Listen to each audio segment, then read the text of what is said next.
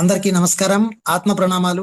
పితామహ బ్రహ్మర్షి పత్రిజీకి, స్వర్ణమాల పత్రిజీకి, మాస్టర్స్ అందరికీ, హాస్టల్ మాస్టర్స్ కి, మనకి ఈ వాతావరణానికి, ముఖ్యంగా సేత్ మాస్టర్ గారికి ప్రత్యేకమైనటువంటి ఆత్మ ప్రణామాలతో మరి ఈరోజు సేత్ గారికి స్వాగతం పలుకుతూ, ఇక్కడ ఆ యుగాలలోని ఒక గొప్ప వ్యక్తి నుండి మరొకరికి మెరుపుల్లా అందుతాయి అక్షరాల వర్తమానాలు. వేరు వేరు యుగాలలో ఒక గొప్ప వ్యక్తి నుండి మరొకరికి మెరుపుల్లా అందుతాయి. భవిష్యత్తు గతంతో మాట్లాడుతుంది. అద్భుతమైన కళాకారులు ఈ స్థాయితో ఎప్పుడూ సందేశ ప్రక్రియలో ఉండగలిగే సామర్థ్యం కలవారై ఉండేవారు. జీవించి ఉన్నప్పుడు సైతం అధిక సమయం ఈ స్థాయిలోనే కార్యకలాపాలు నిర్వహించేవారు. వారి వ్యక్తిత్వపు అధికతమ బాహ్య భాగాలు మాత్రమే చరిత్రకు శిరసంచేవిగా ఉండేవి. మరి ఈ స్థితి చేరుకుని వినియోగించుకునే వారికి సందేశ ప్రక్రియ సుస్పష్టం. ఈ సందేశ ప్రక్రియ రెండు మార్గాలలోనూ పనిచేస్తుందని మీరు గ్రహించాలి. ఉదాహరణకు పికాసో, లియోనార్డో డావిన్సీలకు తెలుసు, చాలా గొప్ప వ్యక్తులు నిజానికి అనామకంగానే వెళ్ళిపోతారు. వారి సమకాలీనులు వారిని అసలు పట్టించుకోరు. అంటే వాళ్ళు పట్టించుకున్నారా లేదా, మనకి గుర్తింపునిచ్చారా లేదా అని ఆలోచించరు. వాళ్ళ పని వాళ్ళు చేసుకుంటూ వెళ్ళిపోతారు. ఎందుకంటే కళా తపస్సులు వాళ్ళు, కళాకారులే కాదు, కళా తపస్సులు, సహజ కళాకారులు వాళ్ళు. కాందే అది వాళ్ళకి ఆ గుర్తింపు అనేది రాదు. అది ఎలా రావాలో అలా వస్తుంది. దాని గురించి మాత్రం వాళ్ళు పట్టించుకోరు. వారు సాధించినవి అపార్థం చేసుకోబడటమో, మరి భౌతికంగా పోగొట్టుకోబడటమో జరుగుతుంది. అయితే ఈ చేతనా స్థాయిలో వారు తతిమా వారితో సందేశ ప్రక్రియ ద్వారా ముచ్చటించగలరు. మరో అస్తిత్వ స్థాయిలో వారి విజయాలు గుర్తించబడతాయి. మరో అస్తిత్వ స్థాయిలో అవి గుర్తించబడతాయి. ఇక్కడ గుర్తించబడలేదు అని ఇప్పుడు మామూలుగా ఉన్న వాళ్ళు ఎవ్వరూ అనుకోకూడదు. ఇప్పుడు నీకేమైనా పిచ్చా, 10,000 గజలు రాసావు, ఇంకా ఎంతకాలం రాస్తావు, ఎప్పుడు మానేస్తావు అని నన్ను అడుగుతారు. అడిగితే నేను అంటాను, మీరు అన్నం తినడం మానేసినప్పుడు చెప్పండి సార్, నేను మానేస్తాను అని చెప్పేవాడిని అలా సరదాగా. వాళ్ళు ఆశ్చర్యంగా మళ్ళీ సైలెంట్ అయిపోతారు. అంచేత ఏంటి అంటే మన యొక్క శ్వాసలో భాగమై ఉండాలి మనం చేసేది ఏదైనా. అప్పుడే అది ధ్యానం అవుతుంది. గొప్పవాళ్ళు మాత్రమే ఈ సందేశ ప్రక్రియలో పాల్గొనగలరని నా ఉద్దేశం కాదు. దీనికి ఒక గొప్ప మామూలుతనం అవసరం, గొప్ప మామూలుతనం. సో అన్నిటికంటే సింప్లిసిటీ చాలా. సార్ మీరంత గ్రేట్ మాస్టర్, మీరంత మామూలుగా సాధారణంగా ఉంటారేంటి అంటే, అసలు సింపుల్గా ఉండడము సాధారణంగా ఉండడం కంటే గొప్పతనం ఏమీ లేదని తెలుసుకోవాలి ఎవరైనా. అది అసలైన విషయం. అదే కదా పత్రిజీ కూడా మనకి చెప్పింది. దీనితో చాలా క్రింది స్థాయి వ్యక్తులు సైతం ఈ సందేశ ప్రక్రియలో పాలు పంచుకొని ఎంతో అర్థవంతమైనది జరుగుతూనే ఉంటుంది. అలాగే వాళ్ళు అక్కడే ఉండి పైనే ఉండి దిగి రాకుండా లెవెల్ చూపిస్తే అక్కడ ఎవరు ఆ దగ్గరికి చేరరు, ఆ జ్ఞానాన్ని అందుకోరు. సో సామాన్యులతో అసామాన్యులు కలిసినప్పుడే, అది సామాన్యంగా కలిసినప్పుడే అది అందరికీ అందుతుంది. మీ గత భవిష్యత్ కాలాలకు చెందిన వ్యక్తుల హస్తం మీ వర్తమాన ప్రపంచంలో ఉంటుంది. ఈ స్థాయిలో ఇంతకుముందు ఎదురైన, మున్ముందు ఎదుర్కోబోయే సమస్యల విచారణ జరుగుతుంటుంది. సందేశ ప్రక్రియకు ఇదే గుండెకాయ. ఇది సాధారణంగా అతి రక్షిత గాఢ నిద్రావస్థలో గాని లేక ఆకస్మిక పూనక స్థితిలో గాని ఎదురవుతుంది. అలాంటప్పుడే అద్భుతమైన శక్తి జనిస్తుంది. సో రక్షిత గాఢ నిద్రావస్థలో గాని ఆకస్మిక పూనక స్థితిలో గాని ఎదురవుతూ ఉంటుంది ఆ యొక్క దివ్యమైనటువంటి శక్తి వాళ్ళు అందుకోవడానికి.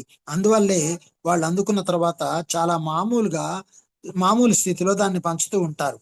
భౌతికమైన స్మృతి కొనసాగాలి అనుకుంటే ఈ చేతనా స్థితులలోని ఏదైనా స్థితి స్వీకరించిన సమాచారాన్ని మామూలు చేతనా స్థితి చేతన కోసం వ్యాఖ్యానించాలి. సో మామూలు చేతనా స్థితే ఈ చేతన కోసం వ్యాఖ్యానించాల్సిన అవసరం ఏర్పడుతుంది అందుకున్న దాన్ని. చాలా సందర్భాలలో మెలకువ స్థితి నేనుకు చెందినంత వరకు స్మృతి అచేతనంగా ఉంటుంది. కానీ అనుభవాలు మాత్రం వ్యక్తిగత జీవిత నిర్మాణాన్ని పూర్తిగా మార్చగలవు. వినాశనకర జీవిత గమనాలను అహం ఎరుకలో ఉన్నా లేకున్నా అలాంటి అంతర్ సందేశ ప్రక్రియలతో, మరి ప్రదేశాలతో తప్పించవచ్చు. ఈ వివిధ స్థాయిలలోని అనుభవాలను సంకేతాత్మకంగా వ్యాఖ్యానించవచ్చు. అవన్నీ కేవలం భ్రమలుగా, కల్పితాలుగా లేదా కళాత్మకమైన పనితనంగా ఇలాంటి రూపాలలో ప్రత్యక్షం కావచ్చు. అయితే వాటి మూలాన్ని చేతన యొక్క నేను గుర్తించదు. ఇప్పుడు ఇన్ని రకాలుగా రాసిన ఆ శ్వాస ధ్యాస దాన్ని ఎలా నిర్వహించాలి అనే దాన్ని బహుముఖీనంగా అనేక కోణాలలో ఎన్నో వేల సార్లు చెప్పబడింది. ఎందుకంటే ఎటు నుంచి ఎవరికి ఎప్పుడు ఎలా అందుతుందో, అందాలి, అందాల్సిన వాళ్ళకి అందుతుంది అనేటువంటి స్థితిలో అలా రాయబడుతూ ఉంటుంది. అలాగే అన్నమాట, ఒక బొమ్మ ద్వారా ఒక సంకేతం అందుతుంది. ఆ బొమ్మను చూడగానే, ఒక విగ్రహాన్ని చూడగానే వాళ్ళల్లో ఒక స్పందన కలుగుతుంది. కాబట్టి ఏ రూపంగా ఎవరికి ఎన్లైటన్మెంట్ జరిగి దాన్ని కంటిన్యూ చేస్తారనేది ఎవరి వారి యొక్క గత స్థితికి సంబంధించి ఉందన్నమాట. మరి ఇప్పుడు చేతన యొక్క వివిధ దశలలో దేనిలోనైనా ఇతర దృగ్విషయాలు సైతం గ్రహించడం జరగవచ్చు. అదే చెప్తున్నారు ఇక్కడ. ఏ స్థాయిలోనైనా ఏ దశలోనైనా గ్రహించడం జరుగుతుంది. ఉదాహరణకు ఆలోచనాకృతులు, శక్తి ప్రకటనలు వ్యక్తిగత చేతన నుండి ఎగసి వచ్చేవి, మరి సామూహిక అచేతన నుండి ఉబికి వచ్చేవి, పాలు పంచుకునే వ్యక్తిత్వపు ప్రవృత్తిని అనుసరించి వీటిల్లో ఏదైనా అని ఇదే ఇప్పుడు నేను చెప్పింది ఇలా ఒక క్రమబద్ధీకరించబడిన వాక్యంలో చెప్పబడ్డాయి. ఏంటది? పాలు పంచుకునే వ్యక్తిత్వపు ప్రవృత్తిని అనుసరించి. ఈ ప్రవృత్తి అనేది ఏంటనమాట? ఇంతకు ముందు నుంచి ఏర్పడినటువంటి ఒక వ్యక్తిత్వపు లోతులకు సంబంధించిన, అనుభవాలకు సంబంధించిన జ్ఞానము. అది ఎవరి ప్రవృత్తి వారిదే. ఆ అనుభవాలని అనుసరించి వీటిల్లో ఏదైనా అందుకోవచ్చు, లేదా అన్నీ కూడా గ్రహించవచ్చు ఒక బొమ్మ ద్వారా. అలాగే ఒక కళాకారుల్లో కూడా బహుముఖైన ప్రజ్ఞ ఉండడం. ఉదాహరణకి ఇప్పుడు ఒక ఎస్వి కృష్ణారెడ్డి గారిని తీసుకుంటే సంగీతము, సాహిత్యము, దాంతోపాటు ఇంకా అనేక కళలలో ప్రవేశం. అలాంటి వాళ్ళు ఎంతో మంది ఉన్నారు.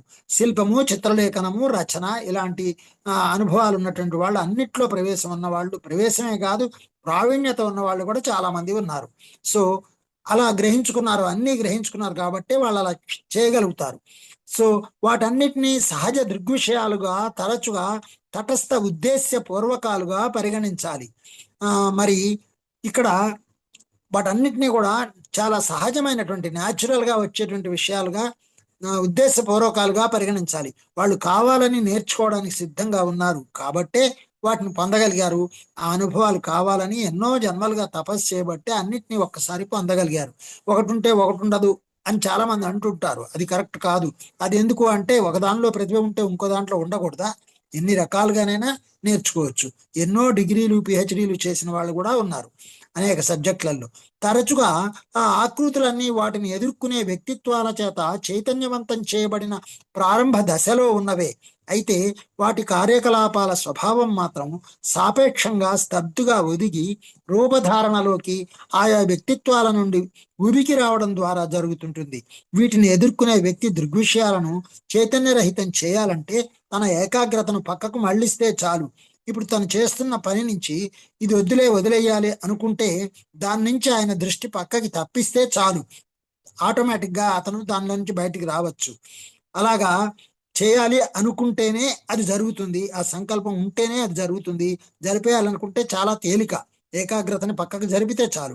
అంటే దృగ్విషయం వాస్తవం కాదని కాదు, దాని స్వభావం మరియు స్థాయి భిన్నమైనవి అంతే. అంతర్సంబంధాలు ఏర్పడాలంటే దాని సొంత శక్తి ఎంత ఉన్నా గ్రహించే వారి నుండి అదనంగా కొంత అవసరం అవుతుంది. సో రూపధారణ అనేది భయపెట్టేదిగా అనిపిస్తే శాంతిని ఆశిస్తూ దాని నుండి మీ ఏకాగ్రతను మళ్లించండి. దేనికైనా ఒక రూపం ఇచ్చేటప్పుడు అది మనకి ఏదైనా భయపెట్టేదిగా అనిపిస్తే గనక దాని నుంచి మన ఏకాగ్రతని మళ్లించుకోవడమే, తప్పించుకోవడమే. నేను ఎన్నోసార్లు రాసేటప్పుడు నేను రాయాలి అని కూర్చొని కావాలని ప్రయత్నాలు చేసిన సందర్భాలు ఉన్నాయి. చేసినప్పుడు ఒక 4 లైన్లు రాశాక దాన్ని నేను తీసి వదిలేయడం జరుగుతుంది, దాన్ని కొట్టేయడం జరుగుతుంది, పూర్తిగా తీసేయడం జరుగుతుంది. ఎందుకంటే నేను రాయాలనుకుంటే అది రాదు అనేది నాకు స్పష్టంగా అర్థమవుతుంది. కాబట్టి దాని యొక్క రూపం భయంకరంగా ఉంటుంది. కాబట్టి దాని నుంచి నేను నా ఏకాగ్రతని తప్పించి నేను ధ్యానంలోకి వెళతాను. మొన్న ఉదాహరణకి దేవదారు వృక్షం గురించి కూడా నేను రాశాను ఒక గజలు. దాని గురించి రాసేటప్పుడు రాయాలని ప్రయత్నిస్తే నాతో కాలే. 15 నిమిషాలు ధ్యానం తరువాత అది చాలా అలవోకగా దాని యొక్క ఫ్లో వచ్చేది రాయబడింది. సో మీకు దొరికితే గనక ఆ దేవదారుకు సంబంధించినటువంటి వాటిని మనము మన నిత్య జీవితంలో ప్రవేశపెట్టుకుంటే మన ధ్యానానికి, మన శక్తికి చాలా పనిచేస్తుంది. ముఖ్యంగా కొన్ని గింజలు మనం తింటే అవి నోట్లో కరిగిపోతాయి అన్నారు. నేను తెప్పించాను నిన్న ఇవాళ ఒక్కొక్క స్పూన్ తిని చూశాను. చాలా అద్భుతంగా ఉంటాయి అవి. టేస్ట్ లో కూడా చాలా మెత్తగా ఉంటాయి. వాటి ద్వారా పొందే శక్తి, తర్వాత ఆకలిని కూడా తగ్గించడం అనేది ఇమ్మీడియట్ గా 2వ రోజే నాకు అర్థమైంది. అసలు ఆకలి అనే ఫీలింగ్ చాలా తగ్గిస్తుంది. కాబట్టి మనకి ప్రకృతి ఎంత శక్తివంతమైనటువంటిది, అనుకోగానే వచ్చేలా చేస్తుంది. మామూలుగా అమెజాన్లో ఆర్డర్ పెడితే 3 రోజులు 4 రోజులు పడుతుంది. నేను ఇప్పుడు ఆఫీస్లో పనిచేసే ఆ అమ్మాయితోటి ఆర్డర్ పెట్టించా. ఆమెకి ప్రైమ్ సబ్స్క్రిప్షన్ ఉంది. ఆమె చేస్తే 3 రోజుల్లో వచ్చేది 1 రోజులోనే వచ్చేసింది. ప్లస్ 300 రూపాయలు తక్కువలో వచ్చింది. కాబట్టి మీలో కనుక ఎవరైనా సబ్స్క్రైబర్స్ ఉంటే మీరు తెప్పించుకుంటే, మనకి ఒక 100 గ్రాములు తెప్పించుకొని వాడి చూడండి. రోజుకు ఒక స్పూను ఉదయం, ఒక స్పూన్ సాయంత్రము తింటూ మీకు తెలుస్తుంది. సో అనుభవం ద్వారా ఆ జ్ఞానాన్ని పొందుదాం. కేంద్రీకరించిన మీ దృష్టి స్వభావం తీవ్రతలను అనుసరించి దాని యొక్క ప్రధానమైన చైతన్యపరిచే శక్తిని అలా కేంద్రీకృతమైన ఆ దృష్టి నుండి అది చేదుకుంటుంది. సో మన దృష్టి ఎప్పుడైతే సెంట్రలైజ్డ్గా ఫోకస్డ్గా ఉంటుందో అప్పుడు దాని నుంచి దానికి కావలసినటువంటి శక్తిని, అది ఆ జ్ఞానాన్ని అందుకుంటుంది. ఈ చేతనా స్థాయిల నుండి ప్రయాణించేటప్పుడు మీరు మీ భౌతిక అస్తిత్వ మూల భావనలను మీతో పాటు తీసుకెళ్ళకూడదు. వాటిని అన్నిటినీ వదిలించుకోండి. ఎందుకంటే అవే మీ అనుభవాలను తప్పుగా వ్యాఖ్యానించుకునేలా చేసేది. సో ఇంతకు ముందున్నటువంటి అనుభవ జ్ఞానాన్ని అక్కడ పెట్టకుండా యథాతథంగా వాటి యొక్క అనుభూతి నుంచి ఆ అనుభవాన్ని యాజ్ ఫ్రెష్, కొత్తగా ఇప్పుడే దాని నుంచి ఏం నేర్చుకోవాలి అనే ఉద్దేశంతో ఒక తలుపు తెరిచినట్టుగా ఖాళీగా ఆ యొక్క అనుభవాన్ని తీసుకోండి. దీని దిగువన ఇతర ఎరుక కలిగిన పొరలు ఉన్నాయి. అయితే ఒకదానిలో మరొకటి మిళితమైపోయే ప్రవృత్తి ఇక్కడే అధికంగా ఉంటుంది. ఉదాహరణకు తదుపరి స్థాయిలో మీరు అనుకునే భౌతికంగా ఎన్నడూ ప్రకటింపబడని చేతన యొక్క వివిధ స్థాయిలతో సందేశ ప్రక్రియ సాధ్యమవుతుంది. అంటే మీ వర్తమాన భవిష్యత్ కాలాల్లో భౌతిక వాస్తవికత లేని వ్యక్తిత్వాలే ఆయా వాస్తవికత వ్యవస్థలకు చెందిన సంరక్షకులు. సో మనకి ఆ యొక్క పొరల్లోకి మనం ప్రయాణం జరిగినప్పుడు, అంటే ఖాళీగా ఉండి అక్కడున్న జ్ఞానాన్ని, సందేశాన్ని అందుకోవడానికి మనం సిద్ధంగా ఉన్నప్పుడు ఆ సందేశ ప్రక్రియ చాలా చక్కగా సాధ్యమవుతుంది.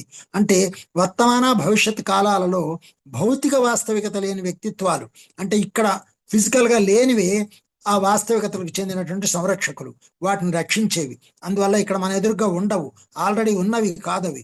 ఆ భౌతికత వాస్తవికత లేదు వాటికి, అలాంటివి దానికోసం సహాయం చేయడానికి ఉంటాయన్నమాట.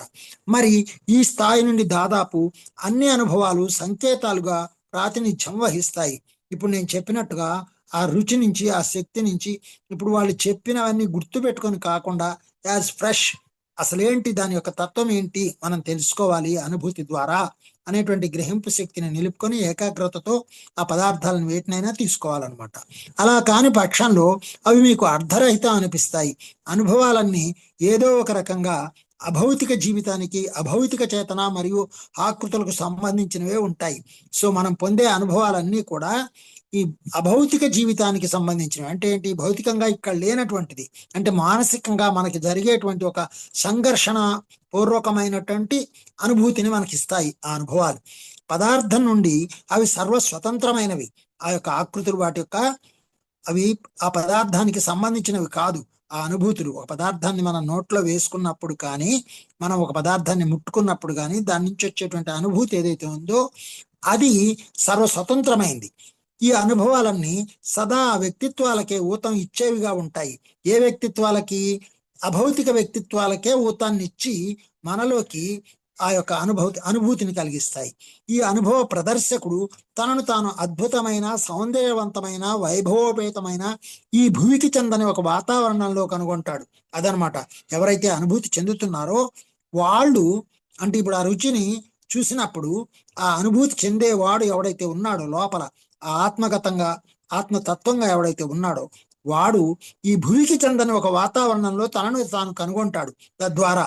అయితే ఇక్కడ తరచు శరీరం వెలుపలి అనుభవాల ప్రమేయమే ఉంటుంది. సో అనుభూతులన్నీ కూడా శరీరం వెలుపలి అనుభవాలకు సంబంధించినవై ఉంటాయి. వాతావరణంలోని వస్తువు యొక్క మూలం ఈ ప్రదర్శకుని మనస్సులోనే ఉంటుంది. ఉదాహరణకు అది మరణం తదుపరి జీవితపు అతని సంకేతాత్మక భావన లాంటిది. ఒక వక్త లేదా కొందరు వక్తలు ఆ ప్రదర్శకుని స్వీకరణకు అనువైన వేషం, దేవుడు, దేవత, మరి శిష్యుడు వేషాలలో ప్రత్యక్షమవుతారు. ఈ స్థాయిలో ఇది అత్యంత లక్షణాత్మకమైన అనుభవం. అందుకనే మనకి ధ్యానంలో వచ్చే అనుభవాలలో వచ్చే రూపాల గురించి మనం చెబితే అవి మన భ్రమ అని చాలా మంది కొట్టిపడేస్తారు. ఎంతైతే భ్రమో అంతే సత్యము కూడా. ఒక రూపం కనపడింది అంటే దాంట్లో మనం చూపించలేనటువంటిది బయట, అది మనకు మాత్రమే సొంతమైనటువంటిది. అది నిజంగా ఆ మాస్టర్ నుంచి వచ్చిందా లేకపోతే మన భ్రమ అన్నది మనకు తెలుస్తుంది. ఎలా అంటే దాని ద్వారా పొందే అనుభూతి యొక్క శక్తి ద్వారా ఇది ఖచ్చితంగా మనకి ఎక్కడి నుంచి అందింది అనేటువంటిది అర్థమవుతుంది. అది మనకు మాత్రమే సొంతం. అయితే ప్రదర్శకుని సామర్థ్యం, అవగాహనను అనుసరించి ఇంకా స్పష్టమైన సందేశాలు పంపవచ్చు. నిజానికి వక్తలు కేవలం అధికతర గుర్తింపు గల సంకేతాలే అన్నది సుస్పష్టం. ఇప్పుడు మాట్లాడే వక్తలు, ఇప్పుడు నేను మాట్లాడుతున్నాను, నేను కూడా ఒక సంకేతాన్ని. ఎలాంటి సంకేతాన్ని?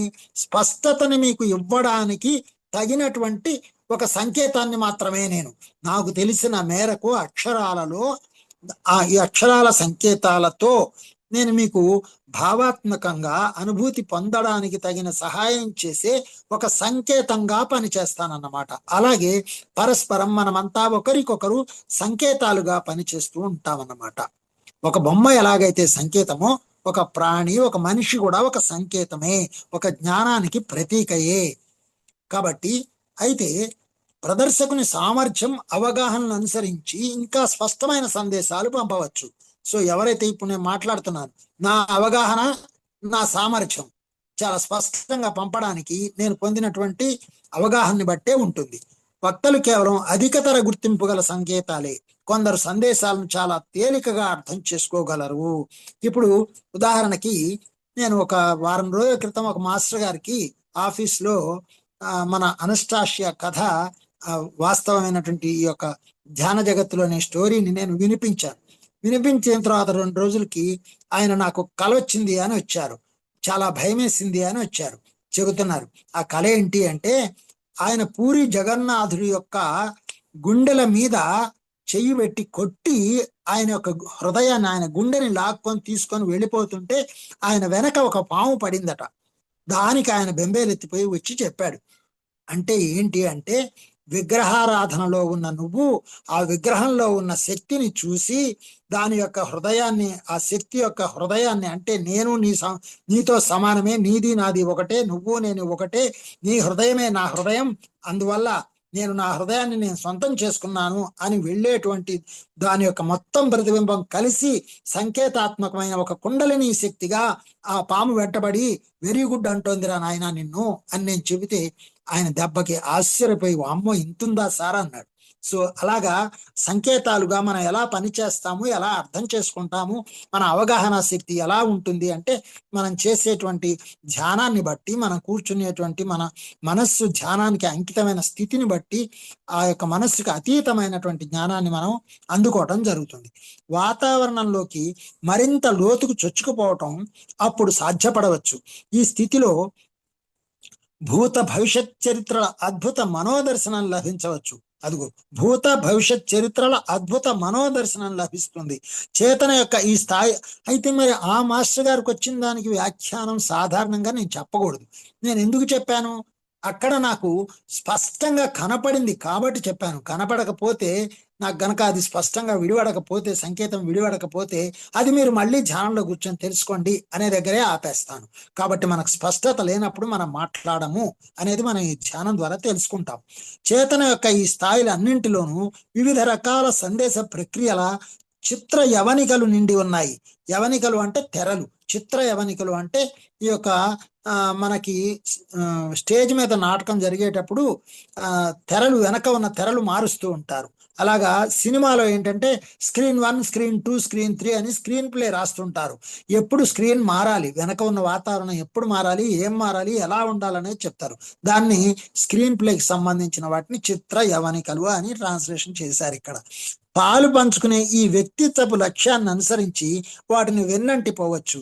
ఇప్పుడు మన వెనుక ఉన్నటువంటి యవనికలు అంటే తెరలు అంటే సీన్స్ ఎలా మారిపోతుంటాయి. పొద్దున్నే వంటగదిలో ఉంటాము, తర్వాత మరి స్నానాల గదిలోకి వెళతాము, ఆ తర్వాత స్కూల్కి వెళ్తాము లేదా కాలేజీకి వెళ్తాం, మన ఉద్యోగానికి వెళ్తాం, వెళ్ళేటప్పుడు రోడ్డు, ఇలా ఎన్ని స్క్రీన్లు మారుతాయి. ఇదంతా మనం గమనించినట్టయితే ఒక సినిమాని జాగ్రత్తగా గమనించడం నేర్చుకుంటే గనక మన సినిమాని మనం గమనించవచ్చు. సినిమాయే సుమా, అది వాస్తవం కాదు, అదంతా వీళ్ళు సృష్టించుకున్నటువంటి ఒక కథ చిత్ర మాలిక అనే ఎరుకతో సినిమా చూస్తే నిజంగా చాలా చక్కగా నవ్వుకుంటూ నా బాధనైనా, దుఃఖాన్నైనా, ఆనందాన్నైనా అన్నిటినీ సమభావంతో చూసే దృష్టిని మనం పొందుతాం. అలాగే అప్పుడే మన సినిమా మనం చూసుకోవడానికి సహాయం చేసేదే మన ఎదురుగా జరుగుతున్నటువంటి చిత్రాన్ని, సినిమాని గమనించడం తెలిసినప్పుడు మనని కూడా మనం గమనించడం నేర్చుకుంటాం. అందుకు ఆ సినిమాలు మనకెంతో సహాయం చేస్తాయి. అణు నిర్మాణాలు వాటి స్వీయ సందేశాలు పంపుతాయి. ఎవరైనా సినిమా చూసేటప్పుడు ఏడవకుండా, నవ్వకుండా కేవలం ఇది సినిమా అని చూడగలిగితే వాళ్ళ జీవితాన్ని వాళ్ళు ఖచ్చితంగా సినిమాలాగా చూడగలరు. అది చాలా చాలా కష్టమైంది. దానికోసం మనం ప్రయత్నం చేద్దాం. మీరు వాటితో శృతిలో గనక లేకపోతే మీరు అవి గ్రహించలేరు. వాటిని ఉత్తుత్తి నిశ్చల లేదా అర్థం లేని శబ్దాలుగానే భావిస్తారు. ఈ చేతనా స్థాయిలలోని దేనినైనా కళ్ళు మూసి తెరిచేలోగా చుట్టి రావచ్చు, లేదా సిద్ధాంతపరంగా ఒక స్థాయిని పరిశోధించేందుకు ఒక జీవిత కాలం కూడా తీసుకోవచ్చు. చూడండి, అణు నిర్మాణాలు వాటి స్వీయ సందేశాలు పంపుతాయి. ప్రతి అణువు కూడా దాని నిర్మాణ ప్రకారము దాని యొక్క సందేశాన్ని మనకిస్తుంది. మీరు వాటితో శృతిలో గనక లేకపోతే మీరు అవి గ్రహించలేరు. సో ఎంత ట్యూనింగ్ ఉండాలి, ఆ ట్యూనింగ్ అనేది గనక ప్రతి అణువుతో ట్యూనింగ్ లేకపోతే ఆ సందేశాలని మనం గ్రహించలేము. అంటే మనలో ఉన్నటువంటి కణాలు సైతం ఒకదానితో ఒకటి ఎంత సందేశ ప్రక్రియలో ఉంటే మనం ఇలా మాట్లాడగలుగుతున్నాం, మనం ఇలా తినగలుగుతున్నాం, మనం ఇలా చేయగలుగుతున్నాం, మనం ఇలా అర్థం చేసుకోగలుగుతున్నాం. అసలు మనం ఇన్ని పనులు ఇలా చేయడానికి మనలో ఉన్న కణజాలం మధ్య ఎంత శృతి ఉంది. వాటిని ఉత్తుత్తి నిశ్చల లేదా అర్థం లేని శబ్దాలుగానే భావిస్తారు. అది మనకి తెలియనప్పుడు ఈ చేతనా స్థాయిలలోని దేనినైనా కళ్ళు మూసి తెరిచేలోగా చుట్టి రావచ్చు, లేదా సిద్ధాంతపరంగా ఒక స్థాయిని పరిశోధించేందుకు ఒక జీవిత కాలం కూడా తీసుకోవచ్చు. మరి మనం ఎన్ని జన్మలు ఎత్తాలో కణానికి కణానికి మధ్య ఉన్నటువంటి ఆ శృతిని మనం పట్టుకోవాలంటే, అనుసరించాలంటే, గమనించాలంటే. నిన్న ఒక మాస్టర్ గారు నిన్నగాక మొన్న మా ఇంట్లో రెంట్కుంటున్న వారి యొక్క సిస్టర్ వచ్చారు. 2 days బ్యాక్, 3 days బ్యాక్ వచ్చినప్పుడు వారు పూర్వజన్మ అంటే ఆమెకి నమ్మకం లేదు సార్ అని మా ఇంట్లో ఉన్నటువంటి వాళ్ళ సిస్టర్ ఆవిడ గురించి చెప్తున్నారు. ఆవిడ కూడా చాలా మంచి మాస్టర్ మెడిటేషన్.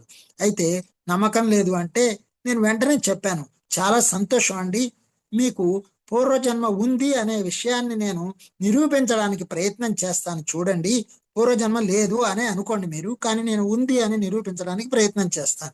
ఎలా అంటే గత క్షణం అనేది ఉందా లేదా అని అడిగాను.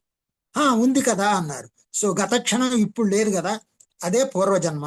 ఈ క్షణమే కొత్త జన్మ, మరుక్షణమే మరో కొత్త జన్మ అంటే దెబ్బకు షాక్ అయ్యారు. అంటే ఏంటనమాట, మనకి గత క్షణం ఉంది అన్న ఎరుక ఉంది, కానీ నిన్న మన ఇంట్లో ఏం చేశామో, ఎన్ని పనులు చేశామో, ఏం తిన్నామో కూడా మర్చిపోయే అంత ఎరుక మనకి ఉండి మనం గత జన్మ లేదు, పూర్వజన్మ లేదు అంటే ఎలా?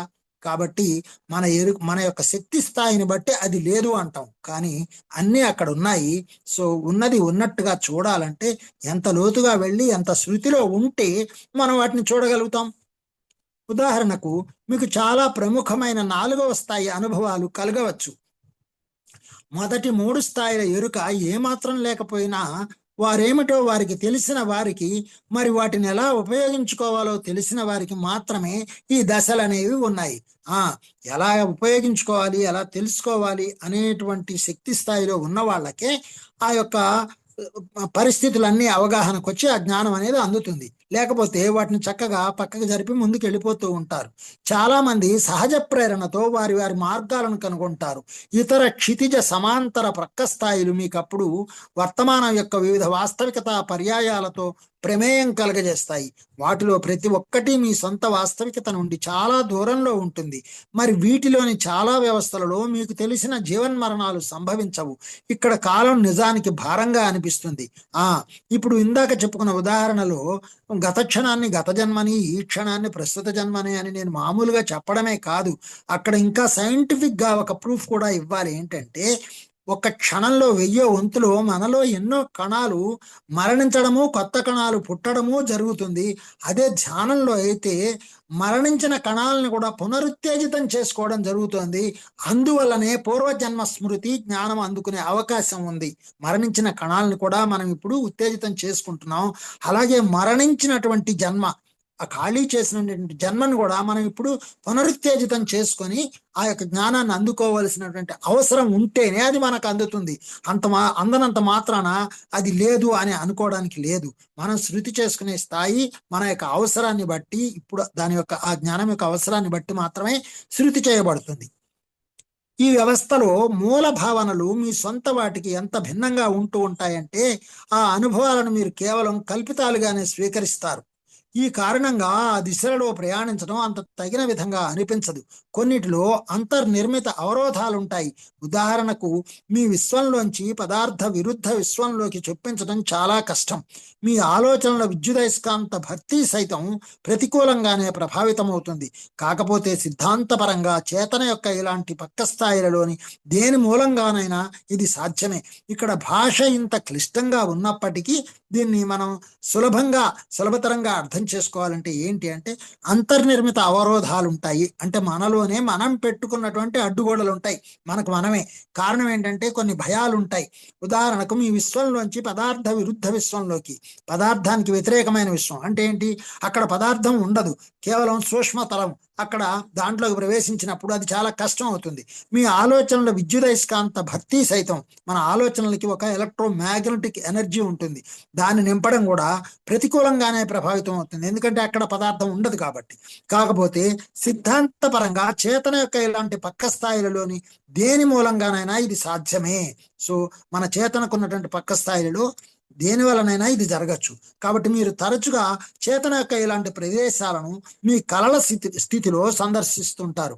అందుకనే ఇందాక చెప్పాను కదా, కళ, అలాంటి కళలు మనకొచ్చి అసలు మనం పోయి విగ్రహం గుండె మీద కొట్టి దానిలో గుండెని తీసుకోవడం ఏంటి, మనం తీసుకొని పరిగెడుతుంటే మన వెనక పాము రావడం ఏంటి, ఇది మనం నిజానికి ఈ వాస్తవికతలో జరిగేది కాదు అని దాన్ని ఒప్పుకోం. కళల వాస్తవికతలో అది ఎలా జరిగింది చూడండి. ఇప్పుడు ఇలా మనం చెప్పుకోవాల్సింది కాబట్టే కదా అలాంటి మాస్టర్స్ వచ్చి అలాంటి అనుభవాల్ని మనతో పంచుకుంటున్నారు, మన క్లారిటీ ఇవ్వడానికే కదా.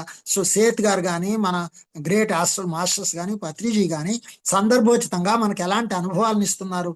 ప్రతి క్షణం మన యొక్క నిత్య జీవితంలోనూ మన కళల ద్వారాను రెండిటిని అనుసంధానం చేసుకునేటువంటి శక్తి స్థాయిని మనకి ఇచ్చారు అంటే మనం చేసుకునేటువంటి ధ్యానం వలన.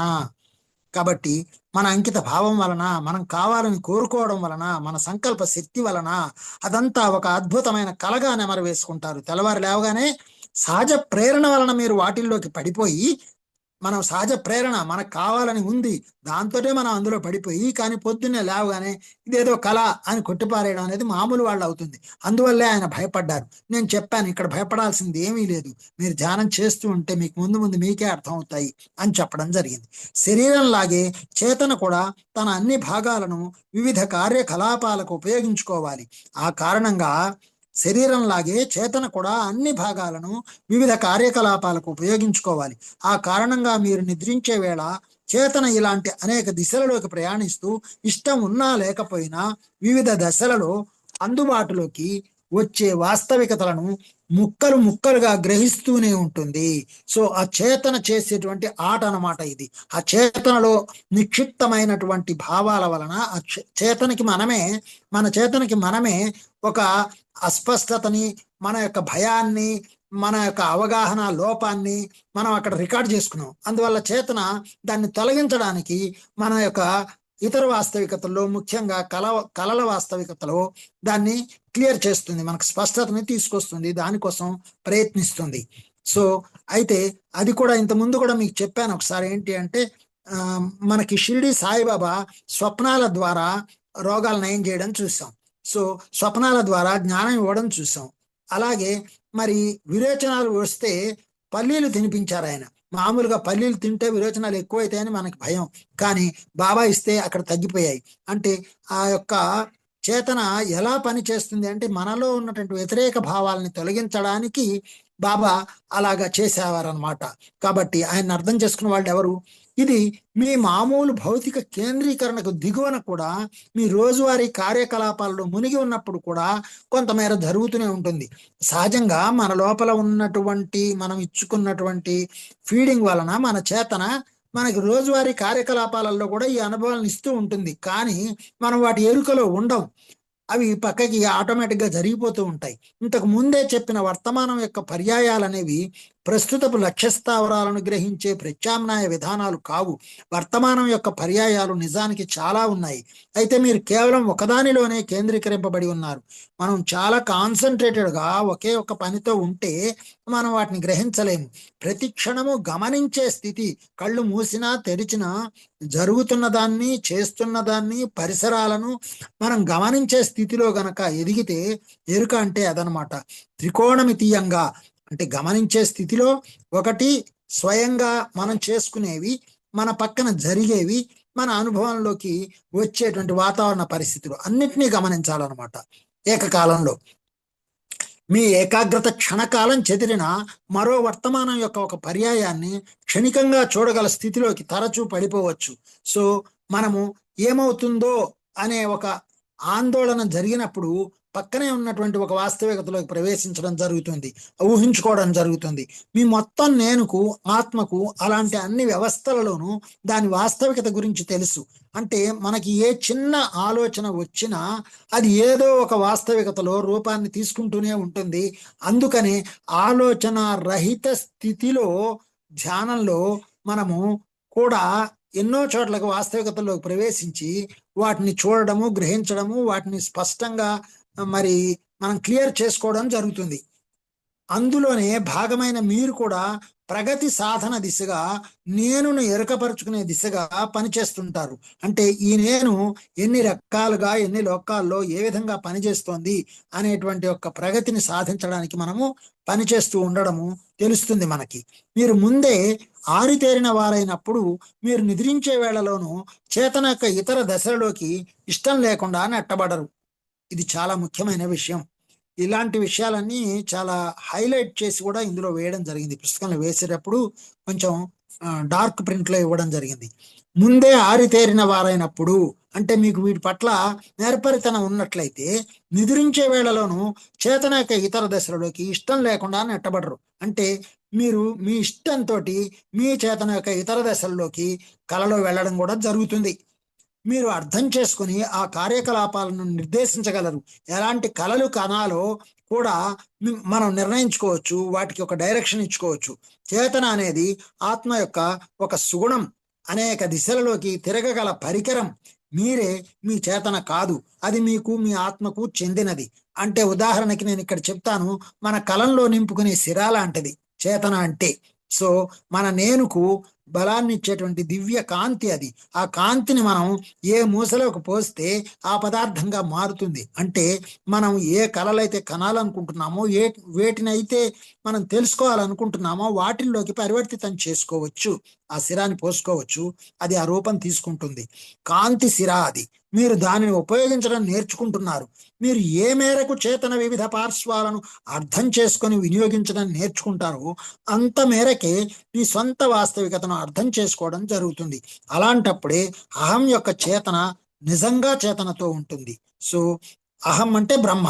ఆ బ్రహ్మం యొక్క చేతన నిజమైనటువంటి చేతనగా ఉండడానికి మనం ఏ స్థాయిలో సంకల్పం చేసుకుంటే ఆ స్థాయిలో అది ఉపయోగించబడుతుంది. సో కాబట్టి ఏంటనమాట, మనం ఎలా ట్యూన్ చేసుకొని దాంతో అనుసంధానం అవుతాము అన్నదే ముఖ్యమైనది, మనం శృతి చేసుకోవడం చాలా వాస్తవికతలలో. కాబట్టి ఇది మామూలుగా లేదమ్మా, మనం చాలా జాగ్రత్తగా అనుక్షణము ఆ ట్యూనింగ్ లోనే ఉంటున్నాము, ఉండాలి, నాకంతా వచ్చేసింది, నేను చాలా తెలుసుకున్నాను, ఇంకా నేర్చుకోవాల్సింది ఏం లేదు అనే వాక్యాలన్నిటినీ అడ్డంగా కొట్టేసి లేదా వాటిని తీసి కాల్చేసి నేర్చుకోవడానికి అనుక్షణం సిద్ధంగా ఉండి, నేర్చుకోవడం అంటే గమనించడమే తప్ప మరేమీ కాదు. గమనిస్తూ ఉంటే నేర్చుకోవడం దానంతట అదే జరుగుతూ ఉంటుంది. చాలా వాస్తవికతలలో ఒకటిగా మీకు తెలిసిన భౌతిక వాస్తవికతను మీరు గ్రహించగలుగుతారు. మీరు కోరుకోవటం చేతనే సుమా, కోరుకోవటం చేతనే సుమా అంటంలో కోరుకోవటం వలననే సుమా అని రాయొచ్చు. కానీ ఇక్కడ కోరుకోవటం చేతనే సుమా అనడంలో ఏంటంటే మీ చేతనను కోరుకుంటున్నారు, అది ఒక చేతనలోని భాగము అని చెప్పడానికి చేతనే అనే పదం అక్కడ వాడడం జరిగింది. ఎవరు కూడా అజ్ఞానంతో దానిని మాత్రమే గ్రహించాలని మిమ్మల్ని బలవంత పెట్టడం జరగదు. సో కాబట్టి ఎవ్వరు మనల్ని అజ్ఞానంతో బలవంత పెట్టడం లేదు, మనమే కావాలని కోరుకుంటున్నాము. నిజంగా చూడండి, ప్రతి అక్షరము ఒక సంకేతమే, ప్రతి పదము ఒక దివ్య సంకేతమే, ప్రతి వాక్యము మహా సంకేతమే, ప్రతి కావ్యము సంకేతమయమే. కాబట్టి ఈ సంకేతాలని మనము ఎంత బాగా అవగాహన చేసుకునే గొప్ప సంకేతమై పుట్టామో మనల్ని మనం తెలుసుకోవాల్సిన అవసరం ఉంది. ఇక్కడ చర్చించిన వివిధ చేతనా స్థాయిలు మీ మామూలు మెలకువ స్థితిలోని వాటికన్నా చాలా వేరేగా అనిపించవచ్చు. అయితే ఈ విభజనలన్నీ ఏకపక్షమే. వారి పేరేంటి, కిరణ్మయ్య గారు అడిగారు, ఇవాళ మనం ఏం చెప్పుకోబోతున్నామండి అని. అస్సలు నేను పుస్తకం తీసి చదవడం కానీ చూడడం కానీ చెయ్యను. ఎందుకంటే ఎప్పటికప్పుడు ఎక్కడికక్కడ దానంతట అది మాస్టర్స్ అనుసంధానమై చెప్పాలి అనేది ముందుగానే నేను గట్టిగా ఫీడ్ చేసుకున్నాను నా యొక్క అంతఃచేతనకి. అందువలన అది నాకు సహాయం చేస్తుంది. కాబట్టి ఇక్కడ మాట్లాడే ప్రతి మాట అక్కడి నుంచి లింక్ అయి రావాలని గట్టిగా కోరుకోవడం వల్లనే అది ఆ అవగాహన స్థాయిని మనకిస్తుంది. మీ సొంత ఆత్మలో అంతర్గతంగా ఉన్న విభిన్నమైన సుగుణాలకు దిశలకు ప్రాతినిధ్యం వహించేవే ఈ వివిధ దశలు. వాటి ఆధారాలు, సూచనలు, నీడలు, మరి ప్రతిబింబాలు మీకు తెలిసిన చేతనలో సైతం కనిపిస్తాయి. సో ఎప్పుడైతే మనం అలా ట్యూన్ చేసుకున్నామో దీనికి సంబంధించిన దశలు, వాటికి ఏవైతే ఆధారమై ఉన్నాయో దానికి సంబంధించిన సూచనలు, ఆ యొక్క షేడ్స్, నీడలు, వాటి ప్రతిబింబాలు అన్నీ మన చేతనలో మనకి కనిపిస్తాయి. అంటే మెలకువ స్థితిలోని చేతనకు సైతం ఇతర అస్తిత్వాల జాడలు లేదా ఇతర రకాల ఎరుకలు అస్సలు తెలియకుండా ఉండవు. మీరు మీ మెలకువ చేతనను ఒక పరిమితమైన పద్ధతిలో ఉపయోగించడం వలన ఆధారాలు, సూచనలు మీకేదో పరిపాటగా తారసపట్టడం జరగదు. సో కాబట్టి మనం ట్యూన్ చేసుకోవడం సరిగ్గా లేనప్పుడు ఇవి మనకి ఎదురు పట్టడం జరగదు. మనం ఎంత ట్యూన్ చేసుకుంటే అవి చాలా సహజంగా జరుగుతున్న వాటిని మనం గమనిస్తూ ఆ యొక్క పారవస్యతలో ఉంటూనే పనిచేస్తాం. అవి ఎప్పుడు ఉన్నాయి, వాటి అనుసరణి మనం మాట్లాడుకున్న ఆ ఇతర దిశలు, ఆ ఇతర స్థాయిల గురించి ఒక అవగాహన కలగజేస్తుంది. ఉదాహరణకు తరచుగా మీ మనసులో ఒకదానికొకటి సంబంధం లేని విధంగా అనిపించే ప్రతిబింబాలు లేదా సంకేతాలు కనిపించవచ్చు. సాధారణంగా మీరు వాటిని పట్టించుకోరు. అలా కాకుండా వాటిని గురించి మీ ఏకాగ్రత వాటి వైపు తిప్పగలిగితే వాటిని అనుసరించి అనేక ఇతర పొరలలోకి వెళ్ళవచ్చు. చాలా తేలికగా A1 A2లకు వెళ్ళవచ్చు. అంటే జస్ట్ మన పక్కనే ఉన్నటువంటి, దిగువనే ఉన్నటువంటి స్థాయిల్లోకి వెళ్ళి మనం వాటిని చక్కగా గ్రహించవచ్చు. దీనికి మనం ఈరోజు ఏం నేర్చుకున్నాము ముఖ్యంగా అంటే, నిజానికి మనల్ని మనం ట్యూన్ చేసుకొని మనం ఎలాంటి కళలు కనాలి, నిద్రలో సైతం మనం ఎంత మెలకుగా ఉండాలి, ఎరుకతో ఉండాలి, ఆ స్థాయిలను, ఆ వర్తమానంలోకి ఆ స్థాయిలను ఎలా అనువాదం చేసుకోవాలి అనే దానికోసం ధ్యానంలో నుంచి మన నిద్రని ధ్యాన నిద్రగా ఎలా పరివర్తితం చేసుకోవాలి అనేది మనం నేర్చుకున్నాం. మీరు అలా గనక చేస్తే సంకేతాలు లేదా ప్రతిబింబాలు మారవచ్చు. మొదటి ప్రతిబింబానికి తరువాతి ప్రతిబింబానికి ఎలాంటి పోలిక లేకపోవచ్చు. వాటి మధ్య బంధం మాత్రం అంతర్బుద్ధికి అందేది, సృజనాత్మకమైనది, సాన్నిహిత్యం వల్ల మాత్రమే అర్థమయ్యేది అయి ఉండవచ్చు. అందుకే ఈ ఉదాహరణ మనకి వాళ్ళ ముందుకు వచ్చింది. ఆ యొక్క స్వామి యొక్క విగ్రహం గుండె మీద కొట్టి గుండెని తీసుకెళ్తుంటే ఒక పెద్ద పాము రావడం ఏంటి, దీనికి దానికి ఏంటి సంబంధం అనేది ముందు సంబంధం లేనట్టుగా కనిపిస్తుంది. ఎప్పుడైతే మనం శృతి చేయబడ్డామో ఆ సంబంధం అనేది చక్కగా అర్థమవుతుంది. తరచుగా కొన్ని క్షణాల చింతనే చాలు ఒక ప్రతిబింబం మరో దానిలో ఎందుకు కలిసిపోయిందో తెలుసుకుందుకు. ఒక్కోసారి హఠాత్తుగా ఒకే ఒక్క ప్రతిబింబం మొత్తం మానసిక దృశ్యంగా ఆవిష్కరింపబడవచ్చు. అయితే మీరు గనక మీ ప్రస్తుతపు ఎరుక దిగువన ఉండి ఆ మొదటి ఆధారాలను గుర్తించకపోతే ఇవేవి మీకు తెలియవు. సో ఎందుకు జరిగింది అనే దానికి ఫస్ట్ ఫండమెంటల్ గా ఒకటి అవగాహనకి రాకపోతే దాని చుట్టూ ఉన్న వాతావరణం ఏది కూడా మన అవగాహనకు అందదు. మీకు చూడాలనే ఆకాంక్ష ఉంటే ఆ ఎరుక దాదాపు పారదర్శకంగానే ఉంటుంది. ఎప్పుడైతే మీకు చూడాలి, తెలుసుకోవాలి అనేటువంటి ఆకాంక్ష ఉందో అప్పుడు, ఆకాంక్ష అంటే ఆధ్యాత్మిక కాంక్ష అంటాను నేను. ఎక్కడొచ్చినా ఆధ్యాత్మికతను ఉపయోగిస్తే గనక ఆత్మ, ఆధ్యాత్మికత అనే దాన్ని గనక అక్కడ పెడితే అది ఇన్నర్ అని అర్థం అనమాట. మన ఇన్నర్లో అది ఉంటే గనక మనకి చాలా స్పష్టత వస్తుంది. ప్రత్యామ్నాయ దృష్టి, కేంద్రీకరణ స్థితి అంటే మీ చేతనకు అలవాటైన దిశ కాకుండా మరో దిశలోకి దాన్ని త్రిప్పడమే. ఈ స్థితిలో మీ సొంత వాస్తవికతతో పాటే ఉండే న్యాయబద్ధమైన వాస్తవికతను గ్రహించగలరు. క్రియాశీలంగా వస్తురూపం పొందేందుకు సిద్ధం చేయబడని ఏ వాస్తవికతను గ్రహించాలన్నా మీరు మీ గ్రహింపును మార్చుకోవాలి. మనకి ఇప్పుడు వస్తురూపకంగా లేని యొక్క వాస్తవికతను గ్రహించుకోవాలంటే మన యొక్క గ్రహింపు స్థాయిని మనం మార్చుకోవాలి. అంటే ఇది తిన్నగా చూడటం కాకుండా కను కొసల నుండి లేదా మనసు మూలల నుండి చూడడం లాంటిది. దాన్నే గమనించడము అంటారు. మనసు మూలల నుండి చూడాలి తప్ప ఈ మనసుతో చూడకూడదు. అందుకనే వెంకటేశ్వర స్వామి కనులను మీరు గమనిస్తే గనక క్రీగంట అంటే అసలు అది ఆ స్థితిలో డాన్స్ చేసేవాళ్ళు కొందరు ప్రాక్టీస్ చేస్తారు. స్ట్రైట్ గా వాళ్ళు నిలబడ్డప్పటికీ కను కొలకుల్లో కనుపాపలు ఈ కనుపాప ఇటు ఆ కనుపాప అటు చివరికి వెళతాయి. క్రీగంట చూడడం అనేది చాలా కష్టమైనటువంటి ప్రక్రియ. అది ఎంతో సాధనతో మాత్రమే వచ్చేది. కాబట్టి ఆ క్రీగంట అంటే రెండు దిశలా ఒకేసారి చూసి తెచ్చుకునేటువంటి శక్తి అనమాట. అది ప్రత్యామ్నాయ దృష్టి కేంద్రీకరణను ఉపయోగిస్తే ఒక దత్త ప్రదేశాన్ని ఆవరించిన లేదా మీ మాటలలో ముందు ముందు ఆవరింపబడే విభిన్న భౌతిక రూపాలను గ్రహించడం సాధ్యమే. మీ కలల స్థితిలో మీరు ఒక నిర్దిష్ట ప్రదేశాన్ని చూడవచ్చు. ఆ ప్రదేశాన్ని 300 ఏళ్ల క్రితం దానిగానో లేదా ఒక 5 ఏళ్ల తర్వాత దానిగానో గ్రహించే అవకాశము ఉంది. ఇలాంటి అనుభవాలు చాలా మందికి జరుగుతాయి. చాలా చోట్లకు వెళ్ళినప్పుడు ఇది ఎప్పుడో నేను చూశాను, ఇది నేను తిరిగిన చోటే, ఇదంతా నాకు పరిచయమైన చోటే అనేటువంటి అనుభవాన్ని పొందడం జరుగుతుంది. నాకు ఎంతో మంది మాస్టర్స్ కూడా చెప్పారు. నాకు కూడా అలాంటి అనుభవాలు ఎన్నో జరిగాయి. అలాగే తర్వాత ఇది నేను రేపెప్పుడో ఓ సంవత్సరం తర్వాత చూస్తాను తప్పకుండా అనేటువంటి ఒక వాస్తవికత కూడా మన కళ్ళలోకి వచ్చి మనకు కనిపిస్తుంది. దాన్ని మనం తర్వాత చూడడం కూడా జరుగుతుంది. సో అదంతా మన ట్యూనింగ్ని బట్టి ఉంటుంది అనమాట, శృతి. అయితే ఆ కళ అర్థం ఎప్పటికీ మీకు తెలియదు, గ్రహించే అవకాశం ఉంది. ఆ ప్రదేశాన్ని ఒక సమయంలో ఒకే వస్తువుతో నింపగలమేమో అనిపిస్తుంది మీకు. అంటే ఒక దానిని తొలగించి మరొక దాని కోసం ఆ జాగా ఖాళీగా ఉంచాలనుకుంటారు. ఇట్లా మనం ఎన్నో లెక్కలు వేసుకుంటూ ఉంటాం. కానీ అది మన యొక్క శృతి స్థాయిని బట్టే మన గ్రహింపుకి వస్తుందన్నమాట. అలా కాకుండా మీరు ఇలా గ్రహించండి. మీ ప్రత్యామ్నాయ దృష్టి కేంద్రీకరణలో మీ గ్రహింపును పరిమితం చేసే, నిర్దేశించే, రక్షించే మూల భావనలను మీరు వదుల్చుకోవచ్చు. మీకు అది తెలిసిన క్షణం నుండి మీరు ఒక అడుగు పక్కకు జరగగలరు. మళ్ళీ తిరిగి వచ్చి దానిని అక్కడే కనుగొనగలరు.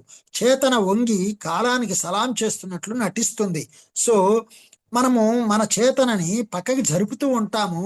ఎందుకంటే అప్పుడు గ్రహించే ఉత్సాహం కానీ శక్తి కానీ అక్కడ లేక పక్కకు జరుపుతున్నప్పటికీ అది ఎప్పుడు రావాలో అప్పుడు వచ్చి మనకి దాన్ని ఎరుకపరుస్తూ ఉంటుంది. అంటే అది మనకి ఎప్పుడు వంగి సలాం చేస్తూ ఎప్పుడు నువ్వు తీసుకుంటావా అని ఎదురు చూస్తూ ఉంటుంది మన చేతన.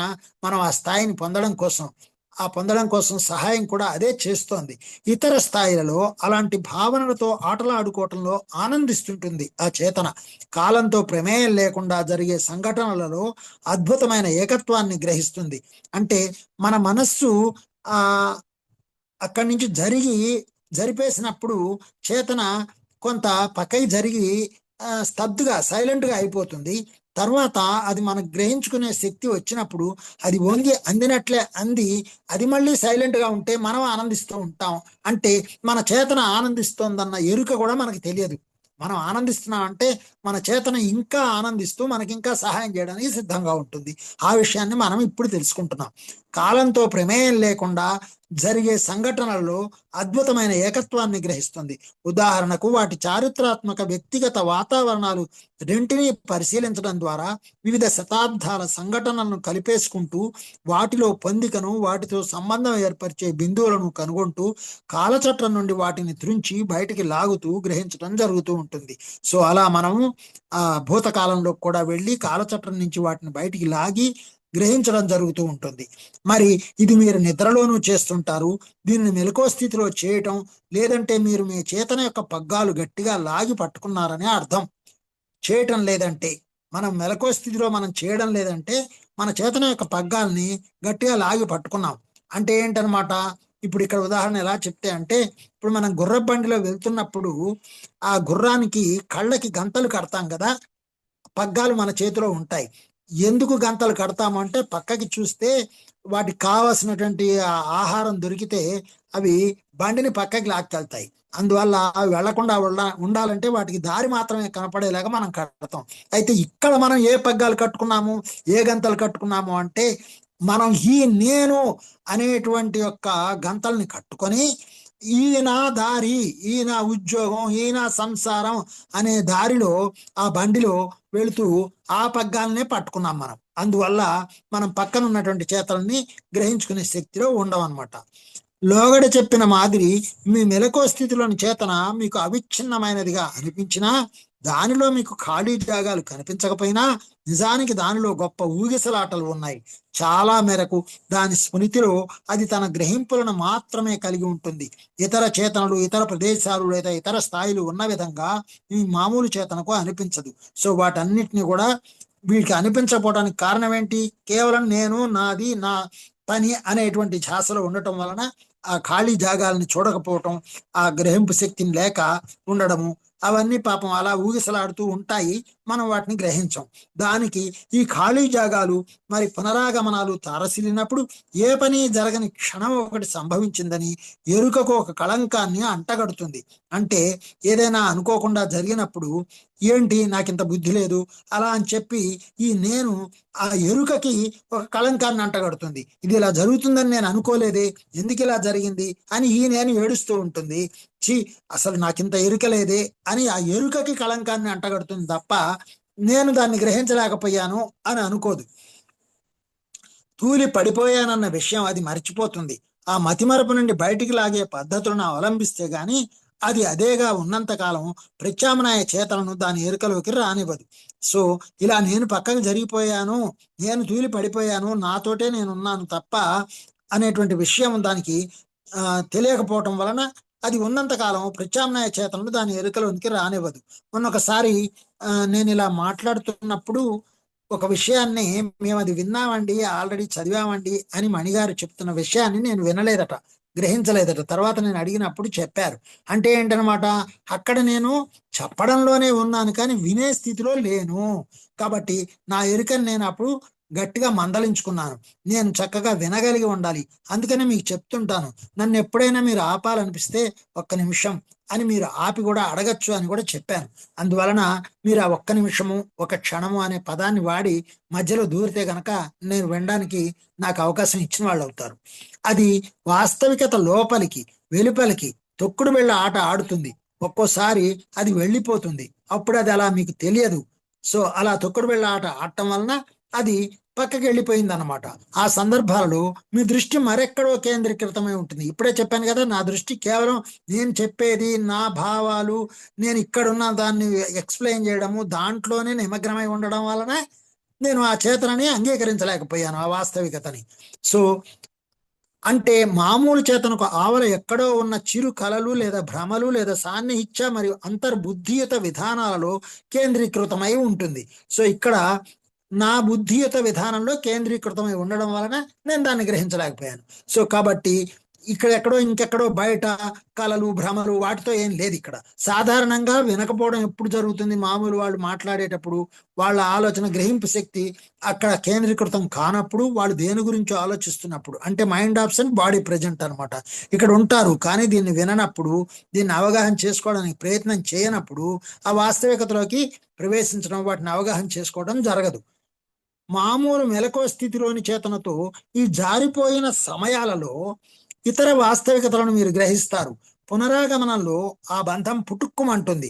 మామూలు చేతన అసలు అలా జారిపోయిన ఘటన ఎన్నడూ జరగలేదన్నట్టుగా నటిస్తుంది. ఇది చాలా ముఖ్యమైన విషయం. చూడండి, మామూలు మెలకువ స్థితిలోని చేతనతో ఈ జారిపోయిన సమయాలలో ఇతర వాస్తవికతలను మీరు గ్రహిస్తారు. సో జారిపోయిన సమయాలంటే తర్వాత మళ్ళీ మనము దాన్ని మెలకువ స్థితిలో గ్రహిస్తాం.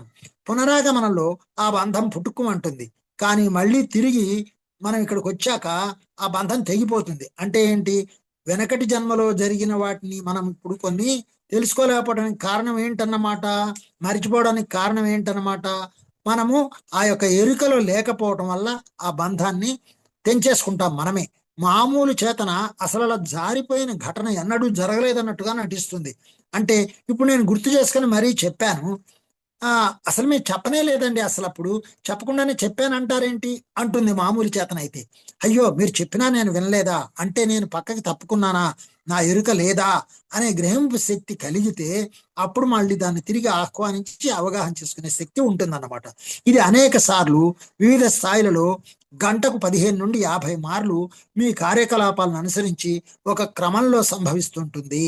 ఇది మామూలుగా ఉండే లెక్కని వారు చెప్పడం జరిగింది. ఇక్కడ ఏంటంటే ఒక గంటలో 10 నుంచి 15 సార్లు మనం మామూలు చేతన నుంచి దూరంగా జరిగి ఎక్కడో కేంద్రీకృతమై ఇక్కడ జరగాల్సిన దాన్ని సరిగ్గా చేయకపోవడము అనేది జరుగుతూ ఉంటుంది అనేది తెలియజేస్తున్నారు.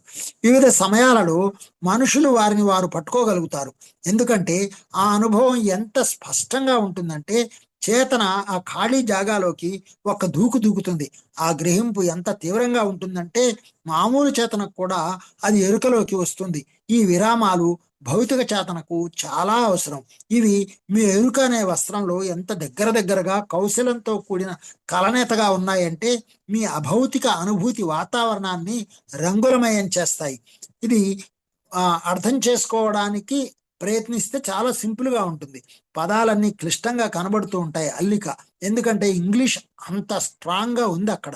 చూడండి, వివిధ సమయాలలో మనుషులు వారిని వారు పట్టుకోగలుగుతారు. ఎందుకంటే ఆ అనుభవం ఎంత స్పష్టంగా ఉంటుందంటే చేతన ఆ ఖాళీ జాగాలోకి ఒక దూకు దూకుతుంది. అంటే ఎప్పుడైతే మనం ఖాళీగా ఉంటామో, అంటే ఆలోచన రహిత స్థితిలో ఉంటామో, అప్పుడు ఆ చేతన ఒక్క దూకు దూకి ఆ అనుభవాల్ని మన గ్రహింపులోకి తెస్తుంది. అవే మనకి రంగులమయమైన చిత్రాలుగా కనిపిస్తాయి, సంకేతాలుగా. ఆ గ్రహింపు ఎంత తీవ్రంగా ఉంటుందంటే మామూలు చేతనకు కూడా అది ఎరుకలోకి వస్తుంది. అంటే ఏంటి, ఈ నేను కూడా వాటిని ఎరుకలోకి తెచ్చుకొని చాలా ఆనందిస్తుంది. ఈ విరామాలు భౌతిక చేతనకు చాలా అవసరం. అది ఈ విరామము, ఖాళీ. సో మనని మనం ఖాళీగా ఉంచుకోవడం చాలా అవసరం. ఇది మీ ఎరుక అనే వస్త్రంలో ఎంత దగ్గరగా కౌశలంతో కూడిన కలనేతగా ఉన్నాయి. సో ఎరుకను కనుక ఒక వస్త్రంగా తీసుకున్నట్టయితే ఈ యొక్క వాస్తవికతలు కలనేతగా ఉండి ఉన్నాయి అనే విషయం మనకు అర్థమవుతుంది. మీ అభౌతిక అనుభూతి వాతావరణాన్ని రంగులమయం చేస్తాయి. అదే అభౌతిక అంటే ఇక్కడ భౌతికంగా లేని వాటిని దృశ్య రూపకంగా మన కళ్ళ ముందు ఉంచుతుంది. ఎంత స్పష్టంగా ఉందంటే నిజంగా ఎంత క్లిష్టంగా ఉందో అంత స్పష్టంగా ఉంది ఇక్కడ. సో అట్లా మనం ధ్యానంలో ఆ అనుభవాలని సినిమాలుగా చూస్తాము అని చెప్తున్నారు అనమాట.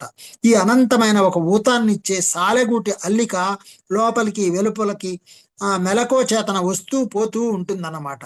అంటే మనం కాసేపు నిద్రలోకి వెళ్ళిపోవడము, దాంతో తాదాత్మ్యం చెందటం ఆ కళతో, తర్వాత మళ్ళీ బయటకు వచ్చి అది కలే కదా, అది అనుభవమే కదా, ఓహో ఇదంతా నాకు జరగవలసిందే, నాకు గతానికి అంతేకాకుండా నాకు జరగాల్సిన వాటికి సరైనటువంటి జ్ఞానాన్ని ఇవ్వడం కోసం ఈ చిత్రమాలిక వస్తోంది, అనుభవ చిత్రమాలిక అనే ఎరుకలో మనం ఉంటాం. మీ అంతర్గత అనుభవం ఎంత క్లిష్టమైనదంటే దాన్ని మాటల్లో వర్ణించడం చాలా కష్టం. మామూలు చేతన తనను జ్ఞాపకం ఉంచుకుంటుంది, అయితే మొత్తం స్మృతుల్ని ఎల్లవేళలా అలా పట్టి ఉంచుకోలేదు. పాత జ్ఞాపకాలన్నీ ఉపచేతనలోకి వెళ్ళిపోతాయని అంటుంటారు. అవి ఇంకా సజీవంగా ఉన్నాయి. సజీవం అంటే ప్రాణంతో కార్యశీలంగా ఉన్నాయని అర్థం. అయితే మీ దృష్టి కేంద్రీకరణ వాటి మీద లేదు. సో మన దృష్టి కేంద్రీకరణ వాటి మీద ఉండాలంటే ఉపచేతన గురించి కూడా నేను గజల్ రాయటం జరిగింది. ఆ ఉపచేతన అంటే సబ్ కాన్షియస్, ఆ ఉపచేతన ఊపిరియే ఉత్సాహం నింపుతుంది అని. సో ఉపచేతనకి మనం గనక ఊపిరి పోస్తే, అంటే దాన్ని తిరిగి మేలుకొల్పితే అది మనకెంతో ఉల్లాసాన్ని ఇస్తుంది. అంటే ఏంటి, సబ్ కాన్షియస్ ని మనము చక్కగా లోపట ఉన్న దాన్ని తెలుసుకోవడానికి, ఏముంది నా లోపల అనే సంకల్పంతో దాన్ని మనం చక్కగా తెలుసుకోవడానికి సిద్ధంగా ఉంటే అవన్నీ బయటకు వస్తాయి. మీ మొత్తం కళలకు చెందిన స్మృతి అంతా మీ వ్యక్తిత్వపు అంతర్భాగాలు కూడా కలిగి ఉంటాయి. నిజానికి ఇవి ఏకకాలంలోనే ఉంటాయి. మీ మొత్తం కళలకు చెందిన స్మృతి, మనకి ఎన్ని కళలు వచ్చినా వాటికి సంబంధించిన స్మృతి అంటే, మృతి అంటే చనిపోయింది, స్మృతి అంటే దాగున్నది లోపల జ్ఞాపకంగా రికార్డ్ అయి ఉన్నదాన్ని స్మృతి అంటాం. అంతా మీ వ్యక్తిత్వపు అంతర్భాగాలు కూడా కలిగి ఉంటాయి. మన వ్యక్తిత్వం, మన పర్సనాలిటీకి సంబంధించిన అంతర్భాగాల్లో ఆ స్మృతులు భద్రంగా ఉన్నాయి. నిజానికి ఇవి ఏకకాలంలోనే ఉంటాయి, సరిగ్గా ఒకే సమయంలో చక్కగా అవి ఉన్నాయి. అయితే పనిలో ఉండవు, అవి చాలా సైలెంట్ గా ఉంటాయి. ఎలాగంటే మీ వివిధ అభౌతిక భాగాలను ప్రకాశవంతం చేస్తూ అంధకారంలో ఉన్న నగరపు వీధి దీపాల్లా ఉంటాయి. సో ఇప్పుడు అది ఏంటి, ఎలా ఉంటాయో కూడా చెప్తున్నారు చూడండి. వివిధ అభౌతిక భాగాలను ప్రకాశవంతం చేస్తూ అంటే మనలో భౌతిక స్థితిలో లేనటువంటి భాగాలకి వాటికి వెలుతురునిస్తూ ప్రకాశవంతం చేస్తూ అంధకారంలో ఉన్న నగరపు వీధి దీపాలలా ఉంటాయి. చీకట్లో వీధి దీపాలు ఎలా ఉంటాయి?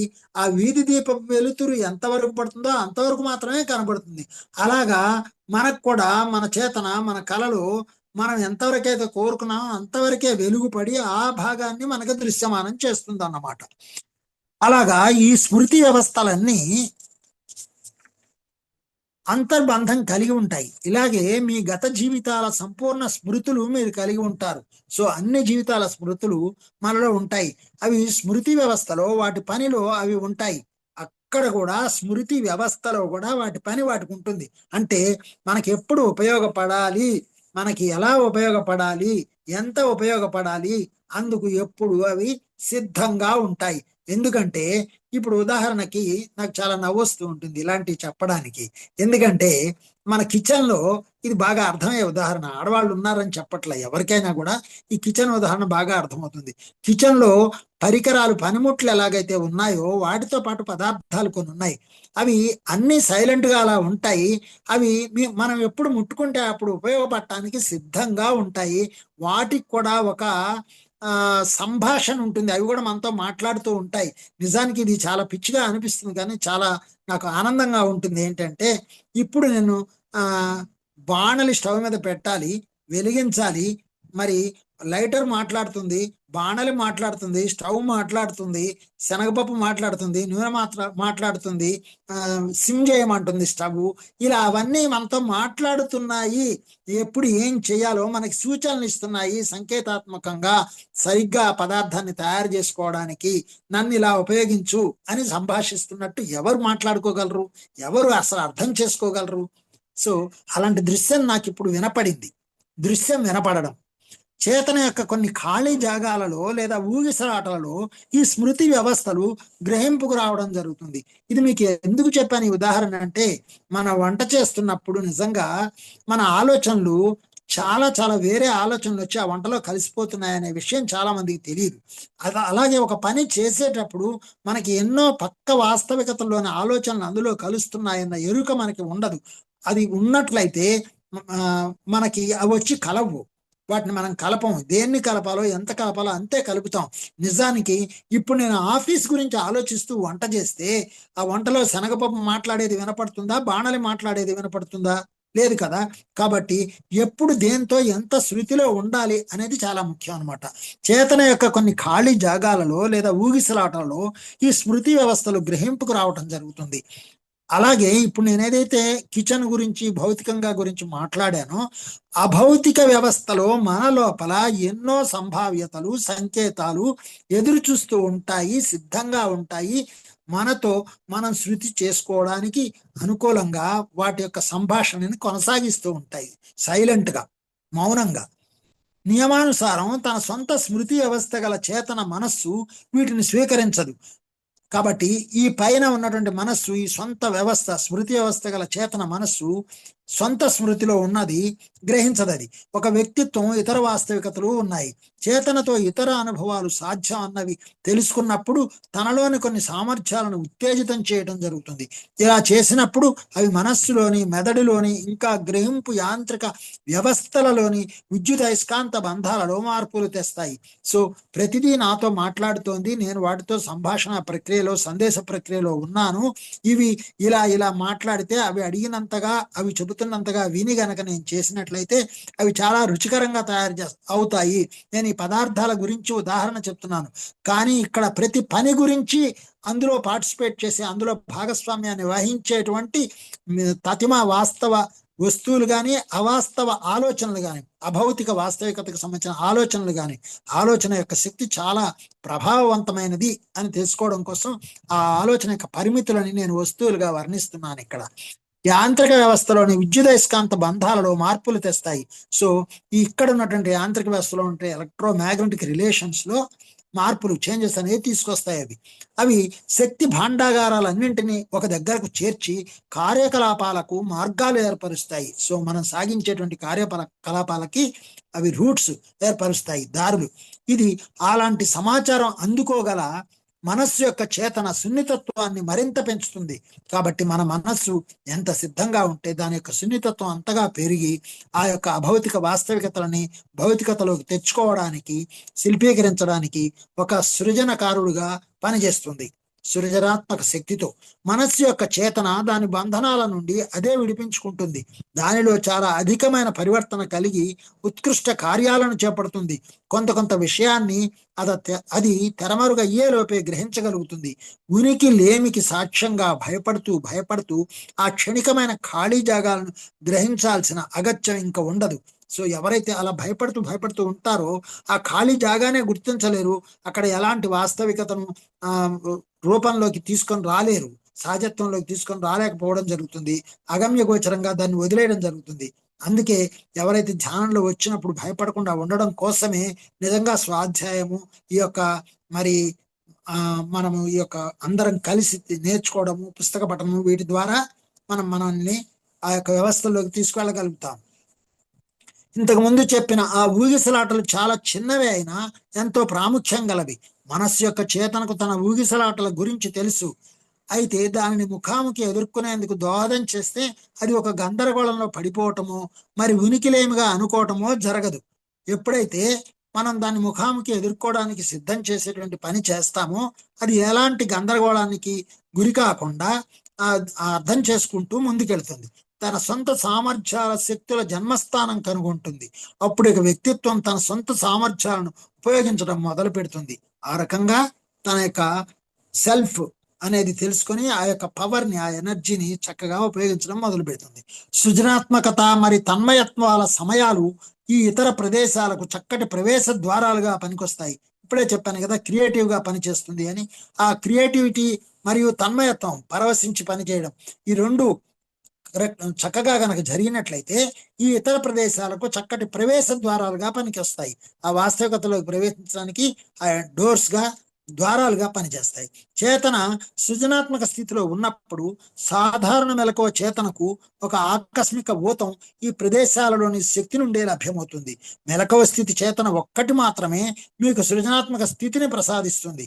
సో మనం మెలకువగా ఉన్నటువంటి చేతన మాత్రమే మనకి క్రియేటివ్ ఎనర్జీని ఇస్తుంది. కాబట్టి దీన్ని చక్కగా ఉపయోగించుకుంటే ఆ అభౌతిక వాస్తవికతలు మనకి వాస్తవికతలోకి తెచ్చుకోవడానికి ఈ చేతన ఉపయోగపడుతుంది. నిజానికి మెలకువ చేతనకు ఖాళీ జాగాలంటే ఎంత భయమో సృజనాత్మక స్థితి అన్నా అంతే భయం. ఈ భయం అనే పదం బాగా వాడుతూ ఉంటారు. అదే ఇప్పుడు మీకు చెప్పానే, నాకు చాలా భయం వేసింది అన్నారు ఆ మాస్టరు ఈ కళ రాగానే. అంటే ఆ భయానికి కారణం ఏంటనమాట, ఇంకా అవేర్నెస్ పెరగకపోవటం వలన ఒక గొప్ప అనుభవాన్ని తట్టుకోలేక ఆ మనస్సు చెందినటువంటి గందరగోళమే ఆ భయం. అందువల్లే ఇమ్మీడియట్ గా వారికి మరి పక్కనే ఈ మాస్టర్ యొక్క సహాయము, వీడి ద్వారా ఎంతో మంది మాస్టర్స్ యొక్క సహాయం అందిందన్నమాట. అప్పుడు నేను పక్కకు నెట్టేయటం కూడా దానికి తెలుస్తుంది. సో ఆ భయం వల్ల ఏం చేస్తుంది, ఆ నేను నది పక్కనే అయ్య బాబాయ్ ఆయన చెప్తున్నారు కానీ బాబాయ్ నాకు చాలా భయం వేస్తుందండి, ఇది చాలా ఉందండి, ఇక్కడ చాలా ఉందండి. ఆ ఎప్పుడైతే చాలా ఉంది అనే ఆలోచన వస్తుందో అది ఇంకా దాన్ని అర్థం చేసుకునే శక్తి స్థాయికి ఎదగలేదన్నమాట. దానికి ఆ భయం అలా ఉంటుంది.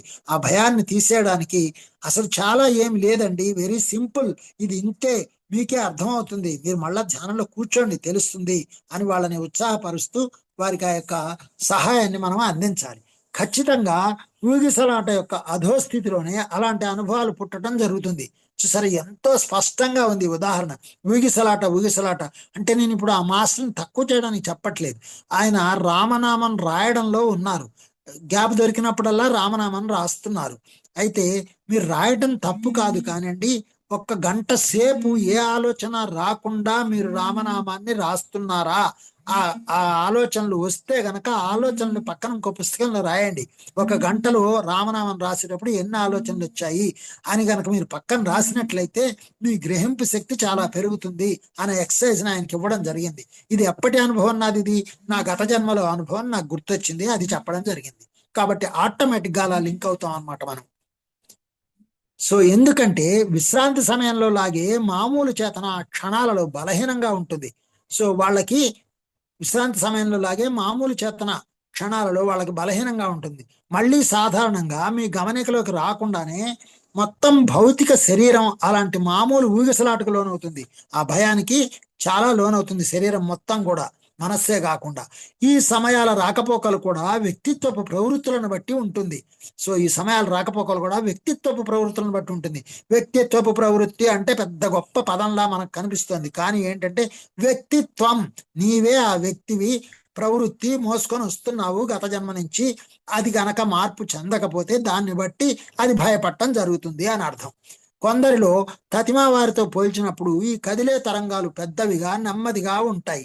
సో ఈ యొక్క ఫ్రీక్వెన్సీకి సంబంధించిన తరంగాలు ఏవైతే ఉన్నాయో అవి చాలా నెమ్మదిగా ఉంటాయి, పెద్దవిగా ఉంటాయి. అందువల్లనే వాటిని తొందరగా వాళ్ళు అర్థం చేసుకోలేరు.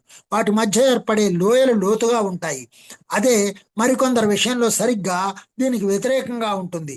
సో ఆ యొక్క లోయలు, ఆ శిఖరాలు అంటే మనం సైన్స్ ప్రకారం చూసినట్లయితే ఒక గ్రాఫ్ గీసినప్పుడు ఇలా ఇలా ఉంటాయి.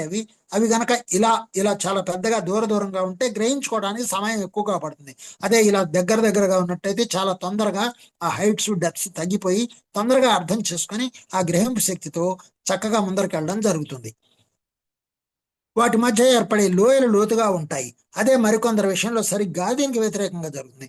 మామూలు చేతనకు వెలుపల కొందరికి ఈ జారిపోవటాలు ఎక్కువగా గమనింపులో ఉంటాయి. పరిస్థితి కనుక అర్థం చేసుకోకపోతే భౌతిక ఘటనలకు అన్వయించుకుందుకు వ్యక్తిత్వం కష్టపడవలసి రావచ్చు. సో అలాగా పరిస్థితిని అర్థం చేసుకునే ఇది లేదు అంటే ఆ శక్తి స్థాయి తక్కువ ఉండడం వలన చాలా కష్టం అవుతుంది వాళ్ళకి.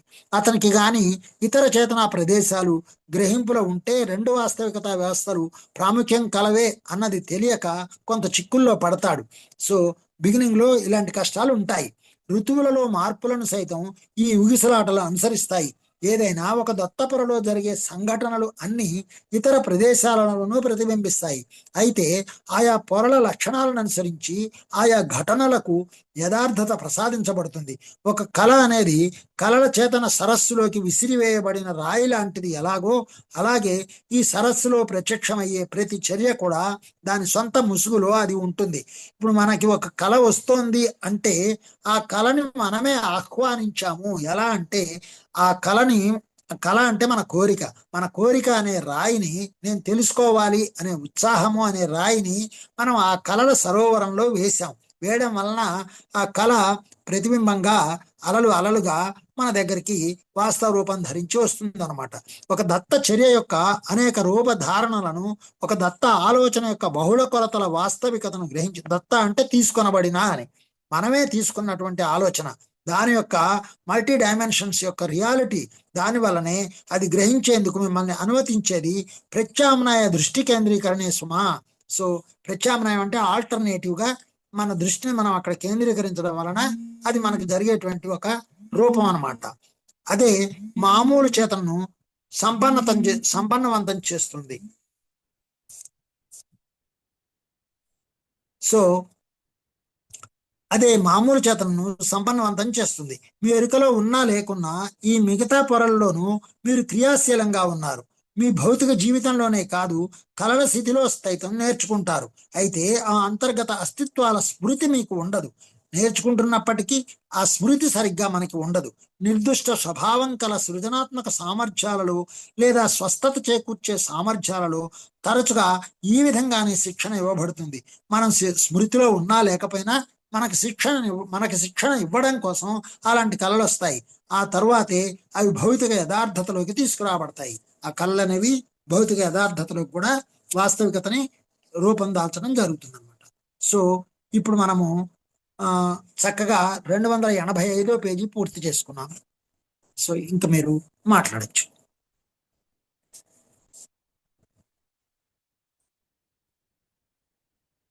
చాలా బాగుంది సార్, బాగా చెప్పారు జన్మల గురించి, కళల గురించి.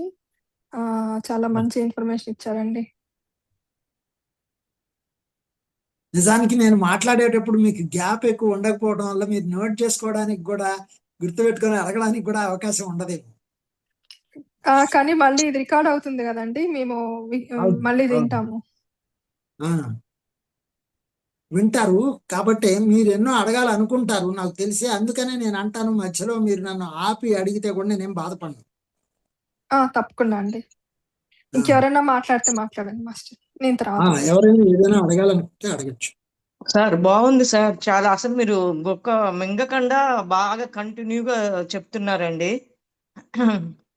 గజల్స్ చాలా బాగుందండి. వింటున్నాను. ఇవాళ ఒక్క క్లాస్ సార్ మీది, నేను ఫుల్గా ఆపకుండా వింటుంది, నన్ను ఎవరు డిస్టర్బ్ చేయకుండా విన్నది ఇవ్వాలి sir. Okay okay. Susheela yeah. గారా? ఆ, ఓకే. ఎప్పుడు సగం విని తర్వాత విందాము అని చెప్పి ఏదో ఒక టైంలోనో వింటూ ఉంటాను. ఈ ఒక్క క్లాసే నేను ఆపకుండా కంటిన్యూగా విన్నాను. బాగుంది, చాలా బాగుంది సార్. థ్యాంక్ యూ అండి. ఓకే. ఎన్నో కొత్త విషయాలు మంచి ఫ్రీక్వెన్సీ తోటి ఆటోమేటిక్ గా లింక్ అయి వస్తూ ఉంటాయమ్మా అక్కడ, అంతే. యా, చెప్పారు కదా వంటగదిలో శనగపప్పు గురించి మనం మాట్లాడుతున్నాము అని అంటే, అది అంటే అవి చూడటానికి తమాషాగానే ఉంటది. అది నిజం అనేది ఇప్పుడు మనం ధ్యానము ఈ మార్గంలో ఉన్నోడికి Yes. తెలుస్తుంది. మామూలుగా ఉన్నోడికి అది చెప్తే, అదేంటి ఇట్లా అవును అంటున్నావు, వెర్రిగా ఉన్నావా, నువ్వు ఇంకా పూర్తిగా ఇదైపోయావు, నీ ఆధీనంలో ఉన్నావా అని మాట్లాడే వాళ్ళు కూడా ఉంటారు. అవును. యా సార్, చాలా బాగున్నది. అక్కడ బాణలు పెట్టి నూనె వేసి ఫోన్ లో మాట్లాడుతూ ఉంటే పోపు మాడిపోదా? మాడిపోతుంది. ప్లస్ మనం ఉన్న ఆలోచనలు కూడా ఆ తినే వాళ్ళ మీద కూడా పడుతుంది కదా సార్ వండేటప్పుడు. ఆ అది మొత్తుకుంటోంది, అరే నేను తయారైపోయాను, నన్ను మార్చేస్తున్నావు, నువ్వు చూడట్లేదు, నీ ఫోన్ పక్కన పెట్టు, నాతో ఉండు అని అది చెప్తుంది. అది మనకు వినపడదు, అదనమాట. అంతే, ఒకసారి ఫోన్ లో ఉండి క్లాసెస్ లో లీనం అయ్యాము అంటే అక్కడ ఏం జరుగుతుందో కూడా, అలాంటి వాళ్ళని కూడా చూశాను సార్. అస్సలు ఇంకా ఫోన్ లో ఉన్నారంటే చుట్టుపక్కల ఏం జరుగుతుందో కూడా అబ్జర్వ్ చెయ్యరు కొంతమంది. ఆ నేను ఇది అది ఒక చాలా ఆ, మందిని ఎక్స్పీరియన్స్ చేశాను నేను అది. ఇది ఒక చిన్న ఉదాహరణ మాత్రమే. అసలు ఒక పని చేసేటప్పుడు మన ఆలోచనలు ఎలా భిన్న కోణాల్లోకి వెళ్తున్నాయి, దానివల్ల మన పని ఏమవుతుంది అనేటువంటి ఎరుకని ఇవ్వడానికి మాత్రమే ఇచ్చిన ఉదాహరణ అది. అంతే సార్, అంతే. ఏ పని చేస్తున్నామో ప్రెసెంట్ మూమెంట్ లో ఉండి మనము ఇది చేస్తూ ఉన్నాం అనుకోండి, ఆ పని ఎస్. సక్రమంగా జరుగుతుంది. ఆ వంట పనే కాదు, వినే పనే కాదు, అది ఏది చేసినా సక్రమంగా జరుగుతుంది. అదే నాలుగు చివర రుచికి సంబంధించిన వంట కాబట్టి అది వెంటనే తెలుస్తుందని ఆ ఉదాహరణ తీసుకున్నాను అనమాట నేను. అవును, అవును. అదేంటంటే తినే వాళ్ళకి కూడా ఆ ఎఫెక్ట్ ఉంటుంది. ఫుడ్ అయితే మనము అవును. ఇప్పుడు ఇంకొక పని చేస్తున్నాం అనుకోండి, ఆ మంచి కార్యక్రమాలు పెట్టుకొని ఏదో పని చేసుకుంటూ ఏదో ఆలోచనలో ఉన్నాం అనుకోండి, అన్నిటి మీద కాలేస్తాం కానీ ఏది సరిగా వినలేము. ఇప్పుడు ఉదాహరణకి ఆఫీసులో ఒక పని చేస్తూ ఆ ఈ బాస్ గాడు నాకు చండాలంగా, వాడు పని చేయకుండా నాకు ఈ పని ఇచ్చాడు, వాడి పని నా చేత చేయిస్తున్నాడు అని అనుకుంటారు చాలా మంది.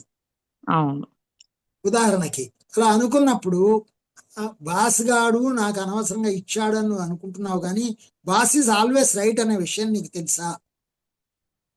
తెలియదు సార్. అది ఆ ఆ విషయం అయితే, అంటే మనకి ఏదో ఇన్ని పనులు ఉన్నాయి అని పడతాము. మనం నేర్చుకోవటానికి మనకి ఇచ్చాడు అని అంటే, అది మన దగ్గరకు వచ్చింది అని అంటే మనకి చేయబడాలి. నేర్చుకోనైనా సరే, తెలియకపోతే నేర్చుకోనైనా సరే దాని మీద వర్కౌట్ చేయాలి అనేది తెలుసుకుంటే ఇలాంటివి ఉండవు. బాస్ చేయాల్సిన పని నాకు ఇచ్చాడు అంటే రేపు నాకు ఆ స్థానం రాబోతుంది, నాకు ఆ జ్ఞానం ఉంది అనే విషయం నా బాస్ గ్రహించి నాకు ఇచ్చాడు. అది అసలు విషయం. అవును సార్, అది కరెక్ట్ గా చెప్పారు మీరు. అట్లా. ఆ గ్రహింపు శక్తి పెరగాలంటే, అవగాహన పెరగాలంటే ఎంత అవేర్నెస్ ఉండాలి. అవును, అవును. అది చెప్పండి ఇంకా.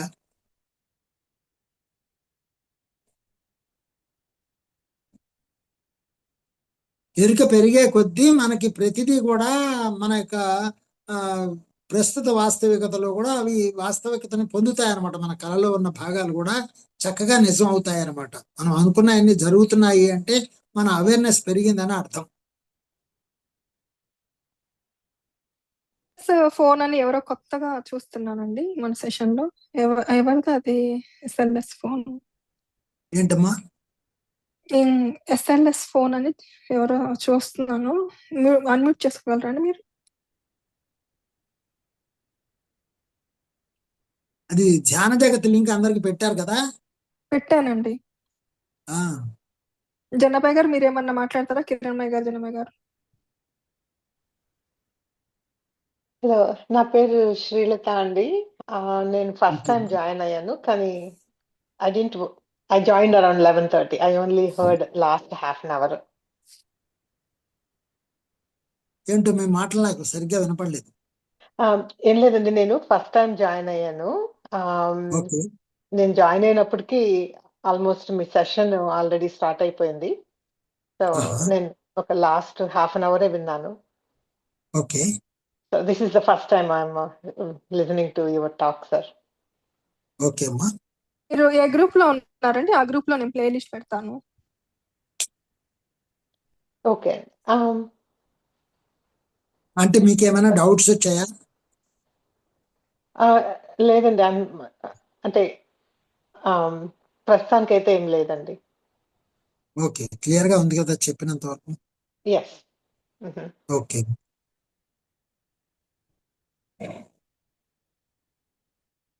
ఇంకా థ్యాంక్ యూ సార్, చాలా బాగా చదువుతున్నారు. కానీ మేమే పూర్తిగా కాన్సన్ట్రేషన్ పెట్టి వినలేకపోతున్నాం. మళ్ళీ ఒకసారి వింటాం సార్. అయ్యో తప్పకుండా వినండి, పంపించండి, అన్ని గ్రూపుల్లో పెట్టండి, వింటారు. ఎవరికి ఆ శక్తి స్థాయి ఉంటే వాళ్ళు వింటారమ్మా. అవునండి, అవసరం అవును, వచ్చినప్పుడు తప్పకుండా జరుగుతుంది. అవునండి. మీరంతా చాలా గొప్ప పని చేస్తున్నారు. ఎందుకంటే ఇది it is not just for now, ఇప్పటి కోసమే కాదు, ఇది ఖచ్చితంగా భవిష్యత్తులో ఎంతో మందికి ఉపయోగపడేటువంటి ఎపిసోడ్స్ గా మిగిలిపోతుంది ఇది. Thank you sir, thank you. Okay అమ్మా, థ్యాంక్ యూ ఆల్. చాలా బాగా చెప్పారు సార్. అంటే ఇప్పుడు నాకు ఒక డౌట్, కళలో మనం భయపడితే మన అవేర్నెస్ ఎక్కువ ఉన్నట్ట? ఒక భయం కలిగి కళలో సంఘటన మనకు కళలో వచ్చింది అంటే ఏదైనా మన ఇంట పడుతున్నట్టు అట్లా వచ్చింది అంటే మన అవేర్నెస్ తక్కువగా ఉన్నట్ట? అంతే కదమ్మా. ఇప్పుడు సినిమా చూస్తున్నప్పుడు మనం ఏడుస్తున్నాము, సినిమా చూస్తున్నప్పుడు మనం నవ్వుతున్నాము అంటే ఆ పాత్రల్లో తాదాత్మ్యం చెందుతున్నాం, కానీ అది సినిమా అని చూడట్లేదుగా. అలాగే ఇప్పుడు వాస్తవికతలోకి వద్దాం, కళలో నుంచి ముందర కంటే వాస్తవంలో చూద్దాం. మనం ఒక సంఘటన జరిగినప్పుడు, సంతోషకరమైన సంఘటన జరిగినప్పుడు ఒక రకంగాను, బాధాకరమైన సంఘటన జరిగిన ఒక రకంగాను ప్రతిస్పందిస్తున్నాం కదా అవును, మానసికంగా. అవును. సో రెండిటిని సమంగా తీసుకోవడం అంటే ఎలా? ఇప్పుడు అంటే బయటికి వెళ్ళి చూస్తే ఒకళ్ళు పొగుడుతున్నారు, ఒకళ్ళు తిడుతున్నారు, చేసింది ఒకటే పని, ఆ పనికి ఒకళ్ళేమో పొగుడుతున్నారు, ఒకళ్ళేమో తిడుతున్నారు. ఓకే, రెండింటిని సమంగా ఎలా తీసుకుంటాం? అతీతంగా ఉన్నప్పుడు.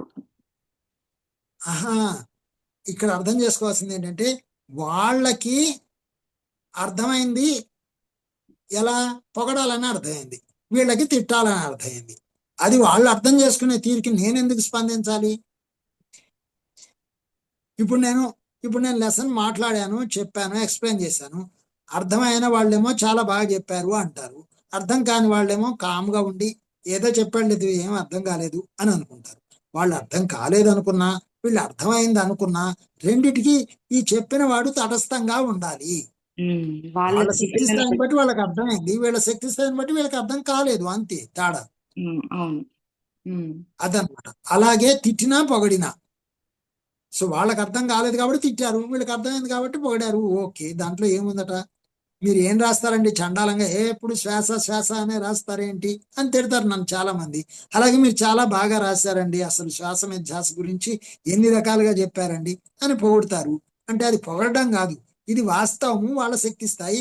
అది వాస్తవము, వారి శక్తి స్థాయి. పొగడతలు అనేవేమీ లేవు. వాస్తవం అంటే, స్తవము అంటే పొగడతా, వాస్తవం అంటే ఉన్నది ఉన్నట్టు చెప్పడమే వాస్తవం అంటే. అదనమాట.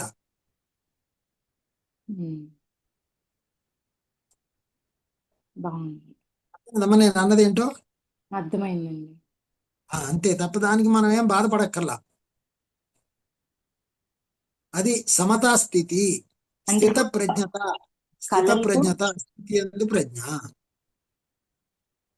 ఇప్పుడు కళలో ఒక వ్యక్తి తరుముతున్నారన్నా, ఒక వస్తువు అంటే ఇప్పుడు మీరు ఎగ్జాంపుల్ గా పాము వెంటబడుతుంది, భయంతో పరిగెడుతున్నారు ఆ వ్యక్తి అని అన్నారు. అంటే ఆయన ఇప్పుడు ఆ స్థితిలో ఎట్లా అవేర్గా ఉంటే ఏ అవగాహనతో ఉంటారు? ఇప్పుడు ప్రాథమికంగా బిగినింగ్ స్టేజ్ లో ఉన్నారు కాబట్టి భయపడ్డారు. అదే ధ్యానం స్థాయి, ధ్యానంలో వచ్చే శక్తి ద్వారా ఏమవుతుందంటే అవగాహన ఏర్పడుతుంది. ఇప్పుడు మీకు ఉదాహరణ చెప్పాను, ఒకసారి నాకు మొదటి అనుభవంలో ధ్యానంలో పిరమిడ్ లో కూర్చున్న ఫస్ట్ ఎక్స్పీరియన్స్ లో ఒక ముసుగు మనిషి వచ్చి చేతిలో త్రిశూలం పట్టుకుని నిలబడ్డాడు. నిన్ను చంపేస్తానని చెప్పేసి గట్టిగా అంటే నువ్వు నన్ను చంపలేవు, నేను ధ్యానంలో ఉన్నాను అని నా సూక్ష్మ శరీరం వాడికి జవాబిచ్చింది. అంటే ఏంటనమాట, నా అవగాహన స్థితిని బట్టి నా అంతర్బుద్ధి అక్కడ జవాబిచ్చి స్థిరంగా ఉంది, భయపడకుండా. సో కాబట్టి ఆ అంతర్బుద్ధితో కనెక్షన్ అయ్యేంత వరకు భయం ఉంటుంది అనమాట. దానికోసమే ఎక్కువ ధ్యానం చేయడం వలన అంతర్బుద్ధి వికసిస్తుంది. అవి బోధపడతాయి ఆ కళ ఎందుకు వచ్చింది. అప్పుడు నాకు ఆ అనుభవం తర్వాత నాకేమని అర్థం వచ్చింది, ఓహో శివుడు ముసుగేసుకొని వచ్చాడు, వచ్చి చేతిలో త్రిశూలం ఉందంటే వాడు శివుడు అని చెప్పడం కోసం వచ్చాడు, నన్ను కేవలం పరీక్ష చేయడానికి వచ్చాడు, నువ్వు ధ్యానంలో సరిగ్గా ఉన్నావా లేదా అని చూడడానికి వచ్చాడు అనేది నాకు అర్థమైంది. లైక్ దట్ ఆ సంకేతాలు అలా అర్థం అవుతాయి అనమాట మనం ధ్యానం చేసేటప్పుడు. ఎందుకంటే మనం స్వీకరించడానికి సిద్ధంగా ఉన్న స్థితిని బట్టి అవగాహన వస్తుంది అనమాట. అతను స్వీకరించడానికి సిద్ధంగా లేడు, అందుకని భయపడ్డాడు, ఏంటి అని వచ్చి అడిగాడు. అదే స్వీకరించడానికి సిద్ధంగా ఉండే స్థితి వచ్చినప్పుడు స్వయంగా అర్థం చేసుకోవచ్చు, నాకు ఎందుకు ఈ కళ వచ్చింది, ఎలా వచ్చింది, దీని అర్థం ఏంటి, నాకు తెలియాలి అని కూర్చోవాలి ధ్యానంలో. తెలియనప్పుడు దాన్ని స్టడీ చేయాలంటే అదనమాట. కొన్నిసార్లు కళలు అంటే కొన్ని రోజులలో వాటి అర్థాలు తెలుస్తూ ఉంటాయి, కొన్ని నెలలలో తెలుస్తూ ఉంటాయి, కొన్ని అయితే సంవత్సరాలు కూడా పడుతుంది నాకు, నా ఎక్స్పీరియన్స్ని బట్టి. అంటే ఆ సంఘటన జరిగినప్పుడు మనకు ఓ ఈ కళ నాకు దాని అర్థం ఇదన్న, నాకు కనిపించిన విజన్ అర్థం ఇదన్నమాట అనేది కొన్నింటికి తెలుస్తూ ఉంటుంది. ఇప్పుడు మనం ధ్యానంలో కూర్చుంటే అంటే తొందరగా తెలుసుకోవచ్చునా ఇంత టైం తీసుకోకుండా? ఇప్పుడు మనం ట్యూన్ చేసుకునే దాన్ని బట్టి ఇందాక చెప్పానే, మన యొక్క తరంగాలు ఎత్తులు లోయలు దూరంగా ఉన్నప్పుడు దాన్ని చేరుకోవడానికి టైం పడుతుంది కాబట్టి సంవత్సరాలు పట్టింది. ఇప్పుడు మనం ఇక్కడికి రావడానికి ఎన్నో జన్మలు పట్టింది, జన్మల తరంగాలు అయిపోయినాయి. అర్థమైందమ్మా? సో ఇప్పుడు మనము కావాలి అనే తీవ్రత పెరిగినప్పుడు అవి ఆ తరంగాలు కలిసిపోయి దగ్గరకు వచ్చేసి ఇమీడియట్ గా అర్థం అవుతుంది అనమాట. తరంగ దూరం ఉండదు ఇంకా. థ్యాంక్ యూ అండి, చాలా బాగా ఎక్స్ప్లెయిన్ చేశారు. మీ సబ్జెక్ట్ విన్న ప్రతిసారి మళ్ళీ వినాలి అనేది అనిపిస్తుంది. ఇప్పుడు పాస్ట్ 3 weeks నుంచి నేను అబ్జర్వ్ చేస్తే నేను మిస్ అవుతున్నాము కొన్ని పాయింట్స్, అరే వినాలి అని, మళ్ళీ వినాలి అనేలాగానే ఉంది సబ్జెక్ట్. ఎస్, అట్లా మనమంతా అట్లా కనెక్ట్ అయి ఉన్నాము. అందువల్లనే అది విని అవగాహన చేసుకొని ఆ స్థాయిని మనము డెవలప్ చేసుకొని మన యొక్క అన్ని వాస్తవికతలను కూడా మనం ఇప్పుడు పూర్తిగా క్లియర్ చేసుకోవాలి అనేటువంటి స్థితిలోకి వచ్చాం అనమాట మనం. Thank you. ఓకే అమ్మా, థ్యాంక్ యూ. సార్ ఎప్పుడైనా ఏదైనా డౌట్ ఉన్నప్పుడు మీకు కాల్ చేయొచ్చా సార్?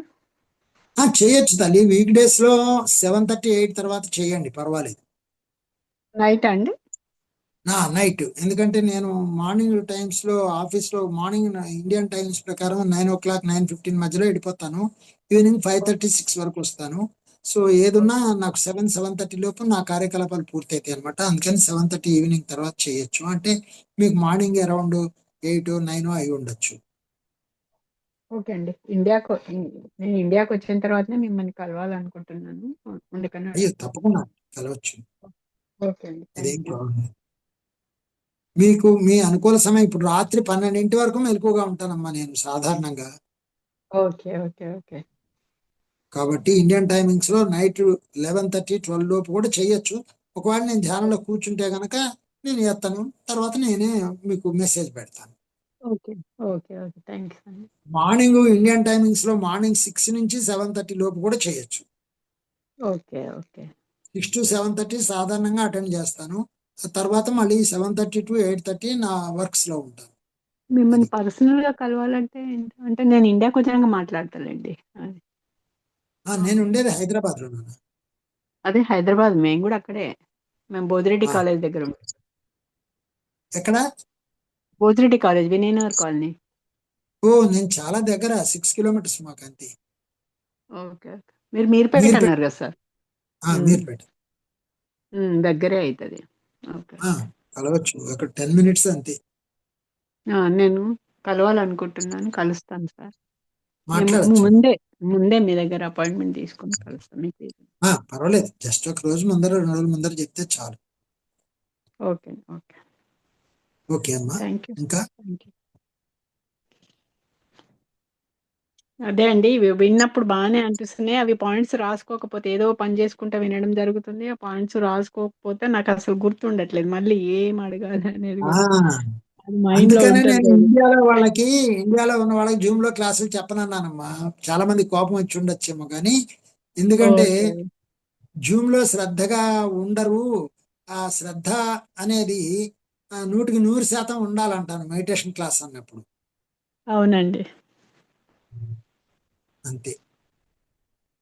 అదే ఏదో అం అం మంచి కామ్‌గా కూర్చొని వింటే బాగా అనిపిస్తుంది. కొంచెం రాసుకోగలిగితే కూడా రాసుకోవచ్చు.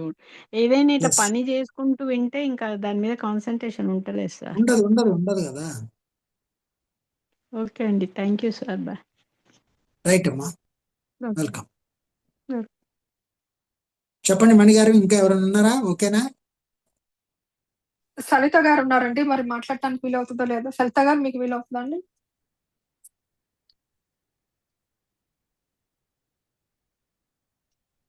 లేదండి. నమస్తే మాస్టర్. నమస్తే అమ్మా. నేను లాస్ట్ లో జాయిన్ అయ్యాను, క్లాస్ వినలేదు యాక్చువల్గా. ఓకే. ఇక్కడ ఎక్స్క్యూజ్ ఏం లేదులేండి. ఒకళ్ళ కోసమైనా ఇక్కడ పూర్తిగా మాట్లాడడానికి నేను సిద్ధంగానే ఉన్నాను. ఎందుకంటే ఒకళ్ళు = కోటి మంది కాబట్టి, మీరు ఇవాళ కాకపోతే రేపైనా మళ్ళీ దాన్ని వింటారు మీరందరూ. అందువల్ల నేను చెప్పడానికి సిద్ధంగా ఉండాలని నాకు సేత్ గారు, పత్రిజీ వచ్చిన సూచన అన్నమాట. అవును మాస్టర్, అవును. రికార్డెడ్ ప్రోగ్రామ్ కాబట్టి ఆ, తప్పకుండా మళ్ళీ వినడానికి అవకాశం ఉంటుంది. ఎస్. ఆ క్రెడిట్ అయితే కిరణ్మయ్య గారికి ఆ, వెళ్తుందండి. మన ప్రోగ్రామ్స్ అన్ని రికార్డ్ చేసి అప్లోడ్ చేస్తున్నారు. తన బిజీ టైంలో మనకి టైం ఇస్తున్నారు. థ్యాంక్స్ అండి కిరణ్మయ్య గారు. థ్యాంక్ యూ అండి. yes. ఏం లేదండి. నేను వింటున్నాను చక్కగా. లేకపోతే ఏదో పనులు అని అలా పోతుంటుంది. ఈ టైంలో కూడా లేదు, వినొచ్చు, వింటూ కూడా చేసుకోవచ్చు చేసుకునే పనులు. అండ్ నేను చూడలే టైం, ఇప్పుడే చూసే వరకు అదే 11:30 అయిందా అని గబుక్కున ఆన్ చేశా. ఓకే. ఇంకోటి తర్వాత విందాంలే అనుకుంటే నిజంగా చాలా మందికి కుదరదమ్మా. కరెక్టే మాస్టర్. ఆ రోజు పని ఆ రోజు మళ్ళీ ఏదో సెట్ అవుతుంటది. ఆ, మీరు yes. చెప్పినప్పుడు వినడమే రైట్ పద్ధతి. అప్పుడైతే నిజానికి అది వినగల. చాలా మంచిది. అండ్ ఇప్పుడు ఆల్సో మనకి ఏమన్నా live- డౌట్స్ వచ్చినా వెంటనే మిమ్మల్ని అడగటానికి ఆ, అవకాశం ఉంది.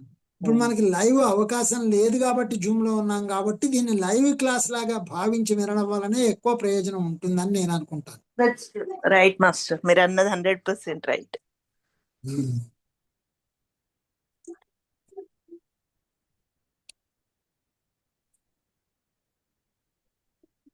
Thank you master. ఓకేనమ్మా, నాకేం తొందర లేదు. ఎవరు ఏది అడిగినా చెప్పడానికి నాకేం ఇబ్బంది లేదు. మీకు మళ్ళా సెషన్స్, మీ పనులు చాలా ఉంటాయి కదా, అందువల్ల ఓకేనా అని అడుగుతూ ఉంటాం. ఓకే అండి. థ్యాంక్స్ అండి. ఓకే అమ్మా. కిరణ్మయ్య గారు, we can end the recording. Okay అండి. Thank you sir. రైట్ అండి, థ్యాంక్ యూ ఆల్.